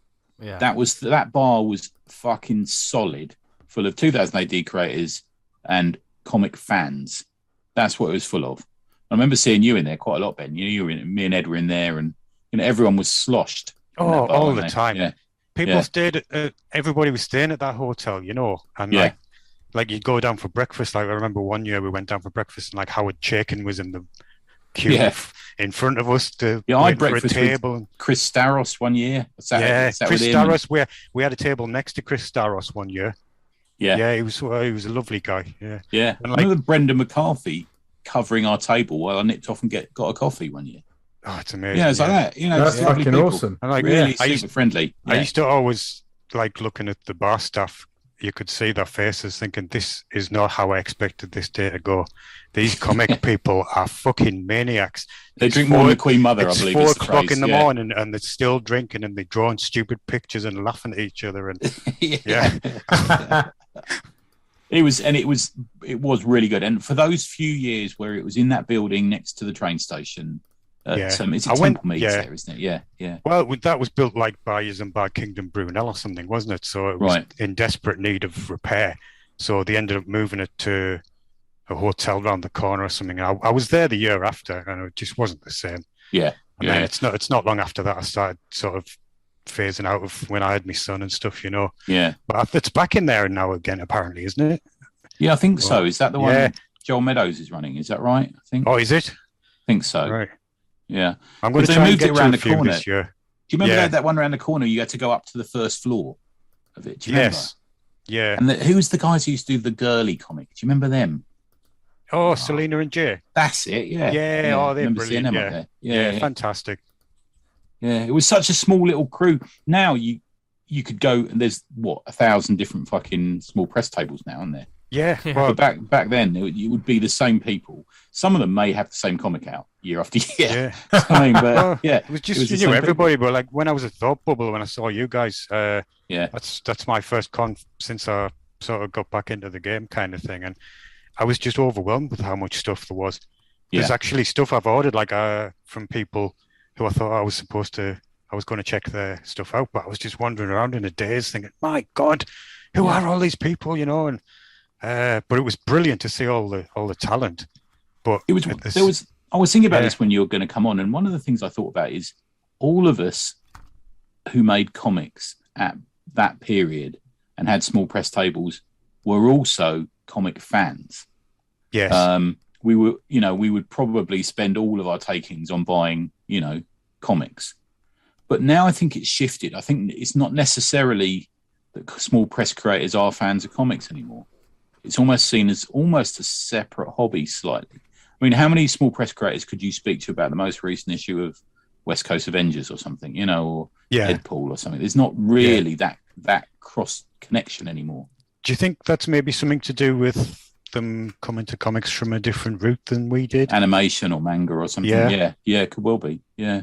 I think so. But that's an interesting point. Web but, comics, literally every time I've ever done a con and tabled, I've spent every penny that I've earned on more comics. It's madness. Yeah. Yeah, it was good. It was interesting, wasn't it? It was good old times. I've still got it was my great badges, times. A couple of my exhibitor badges. I think the last year we did, I think I'm going to say it was like 2007. Yeah. Something like that, I think. Well, we did Soul the Wind for about 5 years, I think. And then I started tabling with other people like Graham Pierce, who did Sergeant Mike Battle. I used to share with him quite a bit. Yeah. I want to say sort of 2009, 2010, I was still going to like Birmingham and Bristol every year, and then another one like Inverness or whatever if I could. So I was probably doing 3, sometimes 4. And we'd go to a lot of little ones as well. And you're not an MCM kind of person, or there's just nothing there to interest us, mate. It's I don't want to meet somebody who used to be on Battlestar Galactica or whatever. I'm not interested. No offense to anybody who likes all of that stuff, but like, I'm interested in comics. That's all I'm interested in. Yeah, it's not even that these days. It's like who's on what's that Beat the Chaser? They were at one. Oh my God, yeah, and like it's like yeah. That's a fucking stretch. Yeah. Now, it's a different. It does a different feel. Yeah, there's a more of a reverence to older comics at the Bristols and the UCAPs and stuff, and you don't feel that reverent. I tell the story of standing next, going and speaking to George Perez because I just heard him having to explain to someone in a Raven cosplay that he was the person who created it, and then they didn't understand him. Yeah, no, I think if you'd have, if you'd have thrown a stone at Bristol, you'd have hit someone who knew who created Raven. Yeah, it was much more of a sort of comic centric crowd. But now I think I'm not saying it's a bad thing. I think we took in a lot of people from outside and a lot of people who saw graphic novels and web comics and manga as being it's not cool, a bad thing. It's just different. I mean, there's how long have the Marvel movies been coming out now? Like 14 years is it since Iron Man?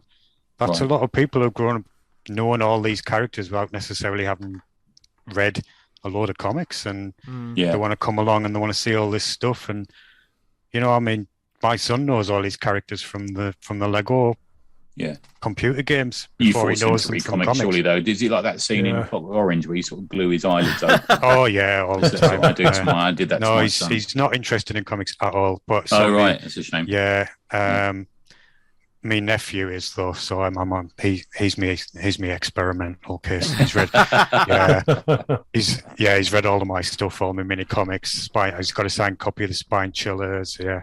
So, nice one, man. Nice. Yeah.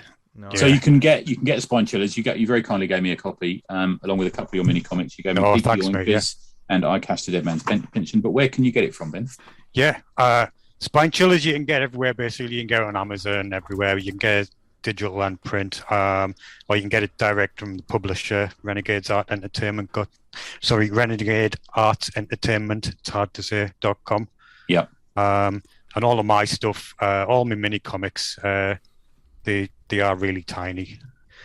I've got you can get the whole set on my Big Cartel shop for, I think it's a £5 or £6, something like that. It's 12. Good. Yeah. They are good fun. Yeah, I do love them. Yeah. Oh, thanks, mate. It's if you go to magicbeanscomics.blogspot.com, there's links for all of this stuff on there.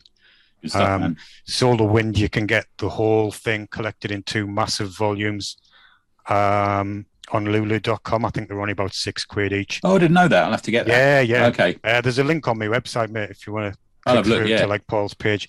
Yeah, I'm still friends with Paul on wish each other happy birthday and stuff on Facebook. Oh, he's doing great. I must pop through and see him. He's into board games and war games and stuff now. I've seen that. Yeah. He's got a shop. He designs his own games and things. He's doing really well with it, Oh, good stuff. Yeah. So he was talking about putting a new comic out again recently, actually. So we'll see what happens. Get hold of him. Yeah, definitely. Yeah. And if you like wear badges, go to. There's a lot of wear badges in there. Yeah. Nice. So definitely check out the links in the show notes this week. Oh, thanks, guys. Thanks. No, it's great, man. Yeah, no worries. Always good fun. Yeah. No, thank you for talking time travel with us. No problem. It may not be the last time. Or may not have been the last time. Not been. What? There's a paradox incoming. Oh my god! Every week is a flipping paradox in this show. But do we have any shout outs this week, gents? Yeah, I've got a few. You got a few, Dan, haven't you? I've got a few, yeah. Go on, you go first. Fight to the death over who gets to do it first. Kickstarter, B-Mecha. Attention, B-Mecha leads. Kaiju attack in progress. All personnel, please report to battle stations. That's by Jamie Mee. That's absolutely smashed for his target. That looks absolutely fantastic. I would really go and check that out. Some of the mech. Yeah, you sent us some of the images. They look good, man. Yeah. And the Kaiju design looks really good. And it appears to be sort of like a commentary on their social media too. So you can't go wrong with that one. Check that out. Well, people take the piss out of social media. I'm all for that, my friend. We've got from Clodar 1 and 2, dark fantasy horror from Blue Fox Comics, a dark and disturbing journey of jealousy and evil set in the world halfway between Game of Thrones and Scott Snyder's Witches. That's absolutely sailed over its target. It's got another week to run when you read this. So Simon Burks delivers the goods. So if you back that, you'll get your comic. Good stuff. And that's me. One more thing. I'd be remit for fucking not mentioning this. And this is Warlord. By Aaron Rackley and our friend Charles Raymond. Yeah. What kind of person do you want to become when you crash land on the planet and are left to die? Sex it's person. $2.99. Sex person. What? That's the person you are now. You are, yeah. A barbarian sex person, maybe. Yeah. So go check that out. You can pre-order that. I think that's going to be released on 8th of March, 2022. So you've got a good couple of days before that comes out. So go check that out. Cool. I've got a couple. So That Comic Smell issue 2 is ready and at the printers. Should be available any day. I've seen a copy and it's great. I really liked it. I think it's even better than the first issue. It's also got it's got the TCS boys in it, who are good friends of ours, along with Mr. Alan Henderson. He's in it as well. So keep your eyes out. You can go to thatcomicsmell.bigcartel.com. I think the store's been built now, so go and get that. I think you should be able to buy it in the next few days. And if you go to Twitter at thatcomicsmell for a watch there for the announcements for that one. That's pretty good. It would be remiss of us not to mention the fact that 2000 AD was 45 years old yesterday. I know we talked a lot about it in this episode, but what an amazing fucking legacy. I think we should all be raising a glass to Pat, Carlos, and Alan, and John, and Doug, and Dave, and everyone who was involved. Steve McManus. Steve, everyone who was involved in that book and comic, and it carries on and is becoming quite the empire, as we just mentioned. But 45 years, fucking hell! Happy birthday, Frog. Yeah. Yeah, nice one. Yeah, so that's good. Personally, just thank to everyone who's bought a copy of Hank Fur issue 1. Still a couple left at the Tribute Press store or at neverironanything.bigcartel.com. If you like furries and you like furries with erections, come along and get that one. And also a personal little shout out to everyone on the Slack. We've added another 4 members today. So there's some great chats going on there. Even I have got involved in. There's like an inking challenge where you ink over. Somebody finds some pencils from one of the greats, Kirby or John Buscema or someone, and they post them, and then we all have a go at inking it in our own style. And I've found it's the nicest sort of Zen exercise to sort of, if you're busy in the day and you can find 15 minutes to do it, it really is really great. And there's loads of comic chat going on there even as we speak. It's really good stuff. They're my ones. There you go. I threw up a piece of artwork for some feedback, and I've got a nice. You did, didn't you? Yeah. So if you join it, go on, mate. Sorry. Gone. No, I wanted a bit of advice on a double-page spread where someone was telling like a backstory, and I got a few ideas of a couple of people and started implementing. And I think it looks good. Man. And if you do join, all you need to do is just message one of us, and we'll give you the link. But if you do join, explore the groups, because there's all different things going on. There's an advice group, crowdfunding group. There's even like a movie and music group on there as well. They're all pretty busy actually, all really good. The art page, the art group is great. People posting examples of art, fucking outstanding stuff on there. The pound shop is where it's at. Yeah, isn't it? Yeah, it is. Yeah. He wants these 25 trades for fiver. Yeah, like everyone's like, me. Yeah, that's going really well. I know Gary Watson kind of does a lot of stuff on there, doesn't he? He's put some great stuff on there as well. There's a swap one as well where you can kind of like, I've got these couple of trades or comics. Does anyone want to swap me? Yeah, for this, and people swap. Yeah, seems to be going on. Yeah, I've got some stuff to put up on there. Yeah. Did Razzle read his wives, Ben? Is that you got? Yeah, that's right. Time wankers. Time wankers. well thumbed copy. Oh yeah. Good stuff. Right then. Anyone? Without further ado, should we recommend some comics to the lovely listeners? Yeah. Now I've got 2, but should we let the guest go first? Yes, the guest always goes first here. Yeah. Well, I've actually got. It's not a comic. It's a book about comics. Oh. Yeah. It's called All of the Marvels by Douglas. Oh yes, Walk. I've read this. Yeah, I've just started it. And I'm really enjoying it. Actually, it's basically I like anyone who was up for an insane challenge, and he's basically read every single Marvel comic since Fantastic Four #1, which is 27,000 comics. Oh my god! Yeah. Amateur. Yeah. But no, I'm really enjoying it. I thought of you, Tony, because there's a big chapter on Master of Kung Fu. Yes, which there I'm is. Almost up to. Yeah, that's not a bad chapter. But no, it's just don't read it. Yeah, don't read it expecting it to be every comic, because it's not. It's not even chronological. I don't think he read them all in order. I think he sort of went backwards and forwards and things. But yeah, I'm really enjoying it, to be honest. It's fun. He's obviously got a lot of affection for comics. I just saw a review of it. I thought, yeah, that looks really good. I'll give it a shout. So yeah, it's good. All of the Marvels by Douglas Walk. And I will be honest, having finished it, I think there was quite a large emphasis on Squirrel Girl, which was a strange choice. Oh, well, that's a big no-no for you, isn't it, mate? Yes. Yeah. But otherwise, it's very interesting, especially the giving the credit to Doug Munch. I think it's brilliant. Yeah, definitely. And can I recommend a strip from the current issue of Viz? Of course, man. Yeah, please do. Yeah, always. Because I thought of you again, Tony. It's just a little one. It's called Terry and June with a D. Oh, right. Bloody hell. Yeah. It's like basically June Whitfield and Terry Scott in their back garden. And she's saying, walk across the patio without rhythm, dear. So Terry proceeds to not walk across the patio without rhythm. And then a giant fucking sandworm comes up through the lawn and sends him flying. I just thought that really tickled me. I need to get a copy of this. Is that in the most recent issue? It's in the current issue, yeah. Oh, I need to get that. Get that tomorrow. Yeah. My Viz quiz would have gone down well on this episode, but we're running low on time.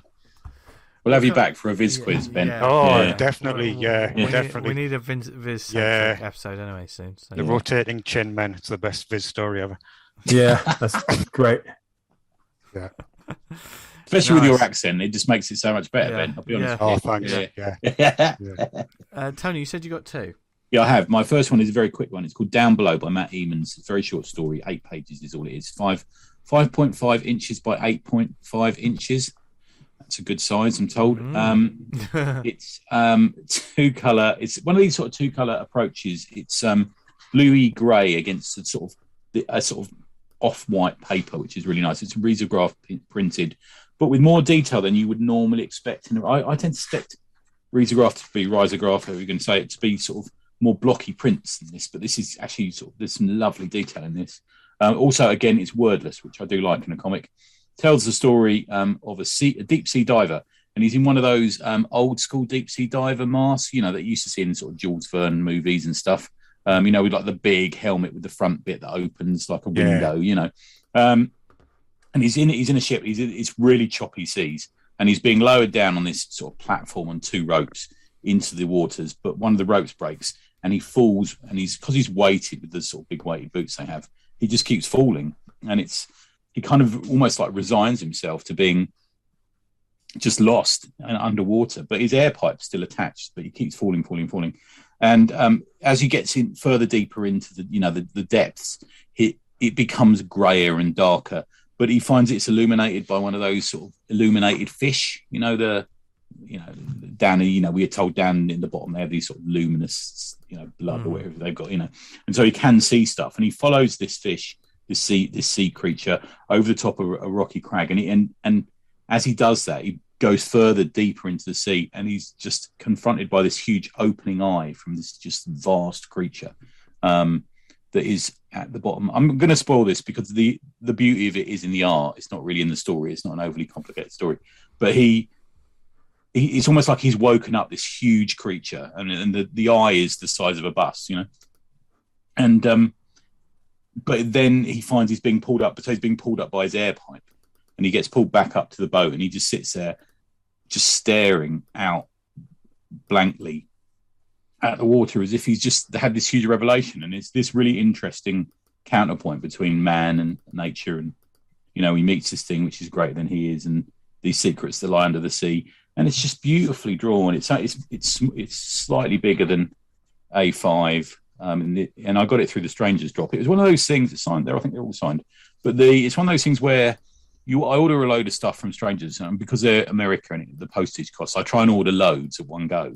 I sort of tactically order a lot of stuff at once because I know it's going to cut down on the postage. And this was only a $5, and I thought, I'll throw that in because it's just another thing, And it's absolutely love it. I really, really do like it.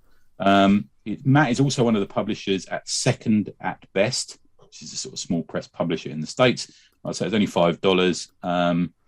And yeah, I'm definitely going to go back and look at it. If you go to strangers.com, strangersfanzine.com, you can find a copy. And they're not doing drops anymore, Strangers. They're putting new stuff up and announcing it on the site every time they put stuff up. So it is still available. I just checked, so it's on there now. And I've just okay. That sounds really good. Yeah, lovely it is. Really nice. Yeah. Nice. Good. That's my first one. Dan, what have you got? Mine's something that I saw Tony talking about, so I being an utter fucking sheep. It's The Light and Darkness War by Cam Kennedy and Tom Veitch. Oh, it's fantastic, yeah. Veitch, yeah. It's quite timely, this, isn't it? Because I literally started reading this, I think 5 days a week before. I mean, I must have ordered it just before. Sadly, Tom passed away, which was quite recently. And we even had a bit of a scare with Cam Kennedy. Yeah, I don't think he's well still, is he? No, he's still not very well. Touch and go with him, yeah. I absolutely love Tom's work. He was quite a shock for me, this one, because he's one of those writers. I think we'll get into the story in a minute, but he had this sort of hippy dippy thing going on. He just had this real imagination, and he, as well as this, which I absolutely adore. It's one of my favourite books ever.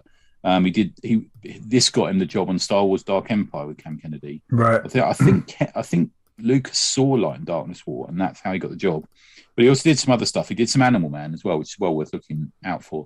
I think post Grant Morrison, he did a book called The Naz. Have you ever read that, anyone?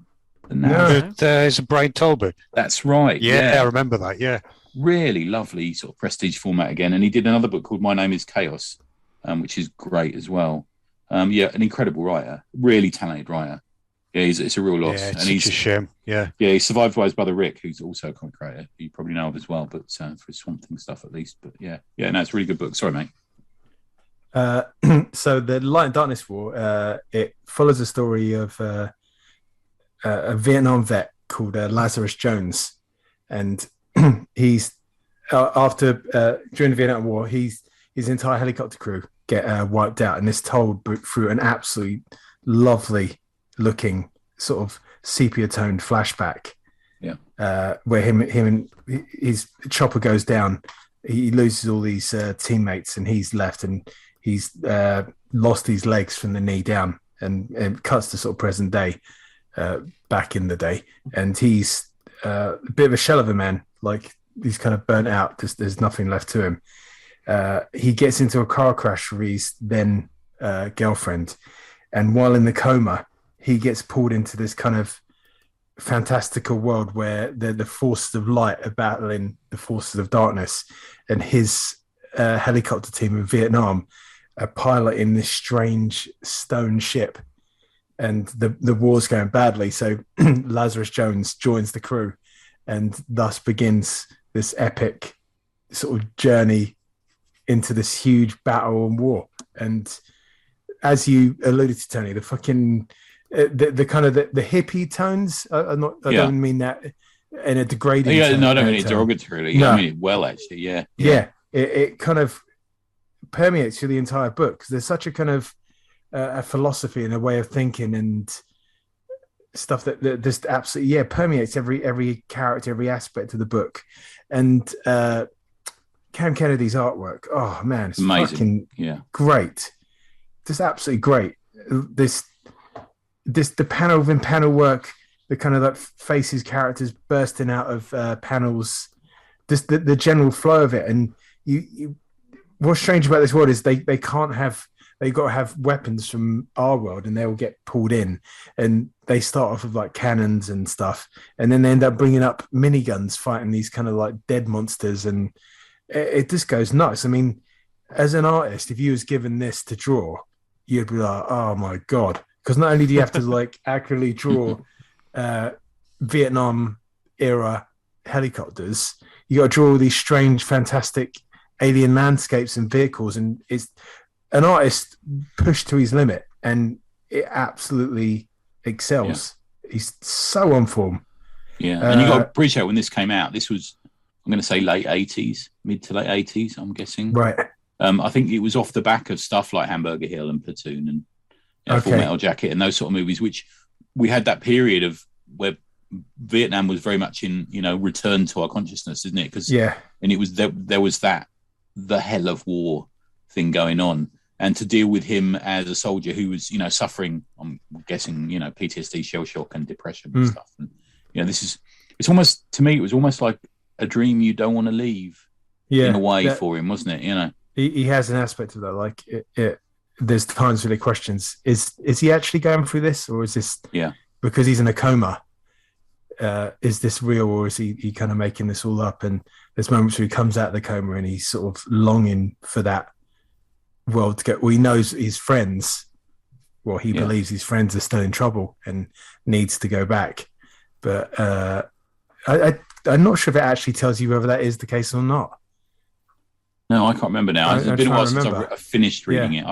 I reviewed it for Down the Tubes when Titan bought the book out, the hardcover, which is still available. I reread it then. Tony is like essentially making me buy, not making me. He reviews a comic on either on Never Iron or on the podcast, and then I go, "Oh, that sounds great!" And then before I know it, I'm fucking ordering the bastard. Oh, you did it with Onwards this week, yeah. So I can't see when you talk about it like that. I'm just like, oh, he sold it to me because it sounds fascinating, and I just want to read it myself. And we've all been in that dream, haven't we? Which we've actually kind of a bit pissed off we woke up from, haven't we? And it's almost this is his only escape. He's living this life, where he's sort of his girlfriend has to look after him and wheel him around, and it starts with him at that wall. Isn't he at the wall with all the names of the Vietnam vets?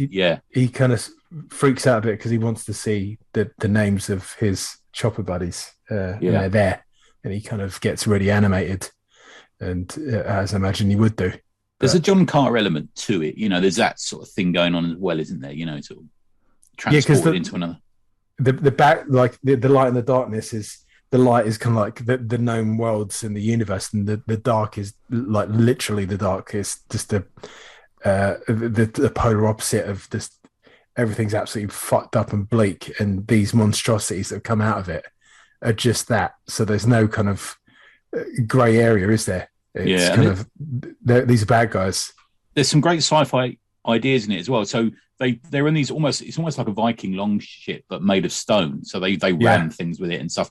But in it is like a creature of who's got sort of some kind of energy, ability, magic type thing. Who's the one who he's almost like teleporting it, empowering it. Yeah, they're like kind of living batteries. I can't remember what they call them now. Yeah, no, I can't either. But yeah, it's a great touch. He calls him Zip, which is always.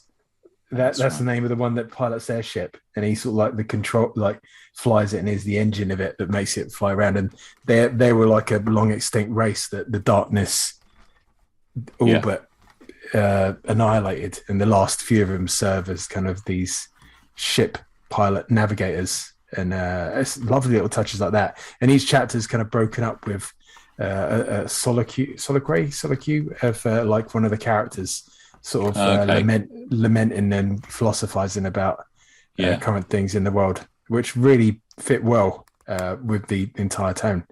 So Cam's great in it. I'd read anything he does. I think he's fuck me. Yeah, there's times when I've been doing my stuff and I've looked at other people's work and thought I've got to write my game and reading this, I was like, fuck me. He's really on his fucking stuff. Yeah. So if nothing else, like. If this is a rental, get it out from the library or whatever and give it a read. Or borrow it or buy it. It's totally up to you. I enjoyed it. Get it on the Kindle, apparently. Oh, there you go. On that hell site. Oh, dear. Mine was going to be a quick one. Come at me, Bezos. He's a loyal listener. Mine was a quick one. Kickstarter I received recently.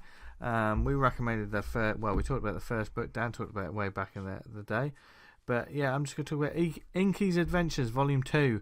Yeah, nice. By Dan Harris. Comics based on the Inktober 2021 prompts, as it says on the back. Welcome, traveller, to the second volume of Inky's Adventures. And Inky is back, and this time he's having to deal with craziness involving insane killers, obsessive stalking fans, and milk. How bad could things possibly be? Of course, anyone who does Inktober or whatever the drawing prompts are every month, year, whatever. But Dan Harris literally takes this character Inky, and they're small, sort of like 4-panel sort of strips. And once he's done it, and he does them every year, and they are hilarious. They're not all ages. Some of them are a little grown up, aren't they, Dan? I think that's the best way to put it. But I didn't realise that until I gave it to my son. Yeah, I mean, to be honest, most of them are safe. He puts the list of prompts at the very beginning of the book, and then and then it's just a panel, a page, lovely square bound book, beautifully put together. Dan never skimps on the way his books are presented, but I think Inky's really come into his own. This little character, very simplistic sort of little character, and it's just an excuse for the jokes. So some of which, like here's an example.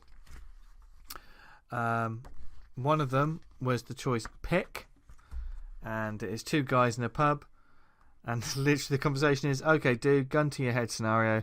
Would you rather eat a dog shit or drink a gallon of cat's piss? What do I get if I do both? I'm sure that's a conversation that some people have actually had. I think we've had it on here before. Yeah. One that made, and of course there's these little artistic sort of tweaks, that sort of signatures that he puts in that always makes me laugh. One of them is leak, which is all about some presidential leak. Mr. President, sir, we've got a problem. Some whistleblower has gone to the press. Jesus, no, what secret has gotten out? It's the worst one, sir. Oh, God, no. And it's a cover of a newspaper that just says the world is fucked, which made me laugh because it's got a list of all the reasons it's fucked. But the thing that made me laugh is the fact that the most is the newspaper's called The Bum. And also because it's like the sun, and in the corner it says the world may be doomed, but we still have tits on page 3. So you know where you are in the world. But yeah, Inky's Adventures definitely. Do they still have tits in the sun? I don't know. I thought they got rid of it. Well, are they? I think they're there, but they're covered up. Oh, are they? Yeah. What's the point? God. It's a shit rag. Anyway, but it literally, Dan will probably do this every year because he's a sadist who just loves making funny comics. So follow him at Bearsark Art on Twitter, and find out. And I think I don't know if he sells copies of this afterwards. Do you know, Dan? Yeah, he does. Sure. Yeah, he does. He's got you can get it afterwards. Yes, you can get it afterwards if you missed out on the Kickstarter. So get hold of your copies now, and then join up for the third one, which will eventually come. But no, Inky's Adventures, I'm sold. Dan sold me on it last time because I forgot to back it last time, and after Dan sold me on it, I made sure I didn't miss out this year. So there you go. And Tony, take us home. Yeah, last one of mine is The Lion and the Eagle issue 1, $7.99. Art shop oversized prestige format miniseries. Written by Garth Ennis, one of our favourites. Art by P.J. Holden, who we just mentioned. Colours Matt Miller. Letters Rob Steen. It's got a main cover by Tim Bradstreet. If you look at it, I just need to confirm with you that. Well, I won't. Let's not go there. But there's certainly looks like an actor on the front there. A recognisable actor. Oh yeah, I remember now. Yeah, you said this. It's set during World War II in Burma. The Japanese Imperial Army holds sway over Burma, and there's a British Special Forces unit called the Chindits sent in behind enemy lines. They're a mixture of British Army and Indian Army to hit the enemy with sort of guerrilla tactics and hit and run tactics and stuff like that. And it opens up with this really interesting, frank discussion between an English army officer and his Chinese liaison. And they discuss their different experiences against the Japanese army, and obviously the English soldier says, well, we've been at war now for 4 years, and he says, and the Chinese guy goes, well, we've been at war with them since 1931, and it's a bit like that. And you see this really interesting juxtaposed between the two officers who get on well, but they have this interesting conversation. Keith Crosby is the officer, not played by Terence Stamp on the cover, but once they're in the jungle, the British and the Indian officers, they witness the ruthlessness of the Japanese, and there's a moment where you realise you see some ambulances, and they've all got these injured soldiers, and the British Army officers and these Chindits team, they go off to get some fuel to come back to only discover that all of these ill soldiers in the back of ambulances have all been murdered by the Japanese. And you begin to sense that they're the real danger in the jungle. And in the prelude, there's a sort of a written prologue at the start of this by John Masters, who wrote The Road. It's from the book John Masters, The Road Past Mandalay. And it talks about how ruthless and how incredibly well organised the Japanese soldiers were in the war. And it's really interesting. But what you do is, what Ennis does is he doesn't show them. in the whole of this issue. You just see the after effects and the tension builds and the discussion about them. And you're in this really horrible Burmese jungle. You know, it's just full of snakes and terrors as well as the enemy soldiers. And I think that's, at first I thought, why? What's going on? There's not really any action in it. There's a lot of tension. There's the after effects of a horrible attack. There's a lot of talking going on. And don't get me wrong, Garth Ennis's talking heads are very engaging, and they're also extremely informative. I learned stuff about the war that I didn't know about from this, this comic. It's not dry, but the conversation does give that over. And I thought, what are they doing here? Because we don't see any action and we don't see the Japanese. But I think that's the point. I think what they're doing is they're doing this thing where they build up the enemy throughout the first issue. And if you look at the cover of issue 2, it's kind of the Japanese flag with a load of raised swords and bayonets and rifles and stuff against it in silhouette. So I'm fully expecting them to attack and you to see them in issue 2. But I think that's what they're doing. They're saying to you, these are, the demon in the jungle almost. These are these undefeatable, ruthless, brutal soldiers. And we're not seeing, I'm not showing them in the first issue, which is kind of taking a chance. But I think they pull it off in this. PJ Holden's art is good. I really liked it. I think he's good. I do have if I met him, I would like to ask him if this was originally in smaller format. I showed you guys a couple of pages, didn't I? Yeah.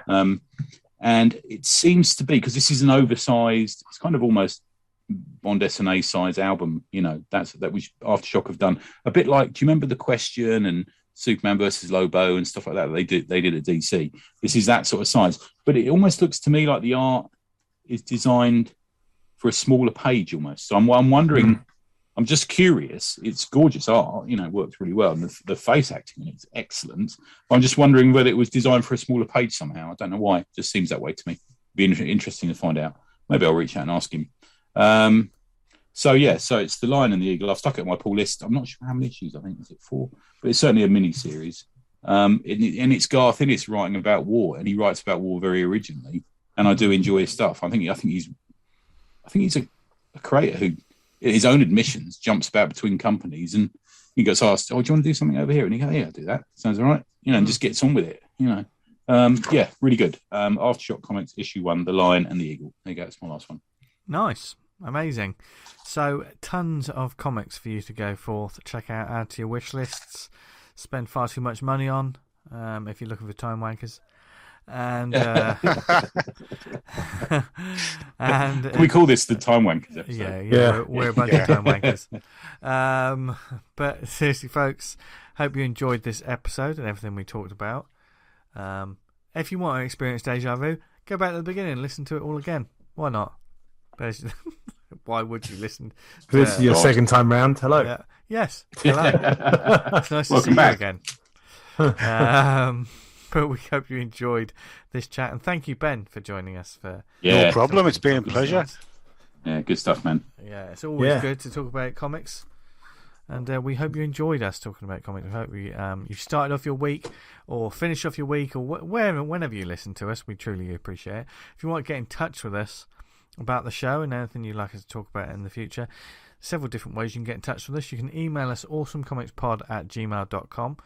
Follow us on Twitter @TheAwesomePod, where who knows, we'll start another thread depending on the topics. There's some interesting stuff coming up, and especially with Manga Month just around the corner, there's going to be probably lots of amazing art and recommendations and all kinds happening. So follow us on Twitter. If you do the book of bases, do that. The fuck of bases. Go to facebook.com/awesomecomicspodcast. Join the community group Awesome Comics Talk on there. There's lots of great people on there. Much like there's a group of amazing people on the Awesome Comics Podcast Slack group. Get in touch with us and find out how to join that. Thank you very much for listening to us, whether it's on the website awesomecomics.podbean.com, where you'll find some handy links to I don't know why I waved my hand in the air when I said handy links then, like people could see me. That's a bit weird, isn't it? Got a hanky in your hand. It sort of flourished. I've always got a hanky in my hand. And I'm wearing a cravat. Dan's got a lot under his desk. He's not wearing anything, but there's a lot going on down there. Yeah, always. Thank you for listening to us. If you listen to us on Apple Podcasts, please subscribe and leave a review. Helps get a word out about the show, all the different topics and genres and creators that we talk about on a weekly basis. And if you listen to us on other networks like Spotify, Amazon, Stitcher, Podnose, Podknife, what are the networks we on, Tony? It's quite a lengthy one, and I'll read you their the PR bit. Shall I mute him? Shall I mute him? I hate that one creator, but I'm not naming him. I can't name the company, but they are scum. That one comic is trash, but I'm not telling you which it is. And all podcasters are cannibals. It's called the Peak Twitter Podcast Network. That sounds like a real podcast network. Yeah. But if you did hear us on there, thank you very much. We truly appreciate it. Where can people find us online, etc.? Tony? Patreon.com/Tribute Press. Thank you very much. Yeah. Dan? You can find me on, I was going to say Twitter. Yeah, Twitter at Vanguard Comic. You can keep up to date with all things Vanguard and Viper on the Vanguard Patreon. And you can read Vanguard issue 20 on vanguardcomic.com. There you Updating go. now. Nice. Get on it. You can find me on social media at Jester Diablo. And Ben, thank you again for joining us. Where can people find you and your work? If you go to magicbeanscomics.blogspot.com, there's links to loads of me comics to read on there for free, link to me shop. It's everything we've been talking about, really. I'm going to start posting some updates from a new book, which I'm working on now, called Dial M for Mild Peril. Very soon. So, yeah, just hit us up on my website. Nice. I'm not much of a social media person. Why would you be? It's horrible. Yeah. You're on the Slack. That's all you need, my friend. I'm on the Slack. The Slack is where it's at. But go forth and check them out. Free comics. Who doesn't love free comics? Yeah. There you go. And thank you, everyone, for listening, wherever you are in the world. I hope you're doing okay, staying safe, healthy, locked in your bunker if you're in the UK, because it's a bit crazy with the weather at the moment. I think my wheelie bin's just flown away again, actually. I'm going to have to go out and check that. There's a comic there, Ben. Yeah. Yeah. Oh, yeah, definitely. Yeah. Like the flying wheelie bin. It's like a TARDIS. Time travel device. Yeah. Time bin. Anyway, it's that stage of the evening where we've all gone a bit mad. So thank you for listening, everyone. We love you very much, and from Dan, Tony, Ben, and myself, because Tony loves you as well. He does. I'm not gonna let him say no. Have a brilliant week. Read loads of comics, and as always, what should they do, guys? Stay awesome. Stay awesome. Yes. Bye, everyone. Bye. Bye.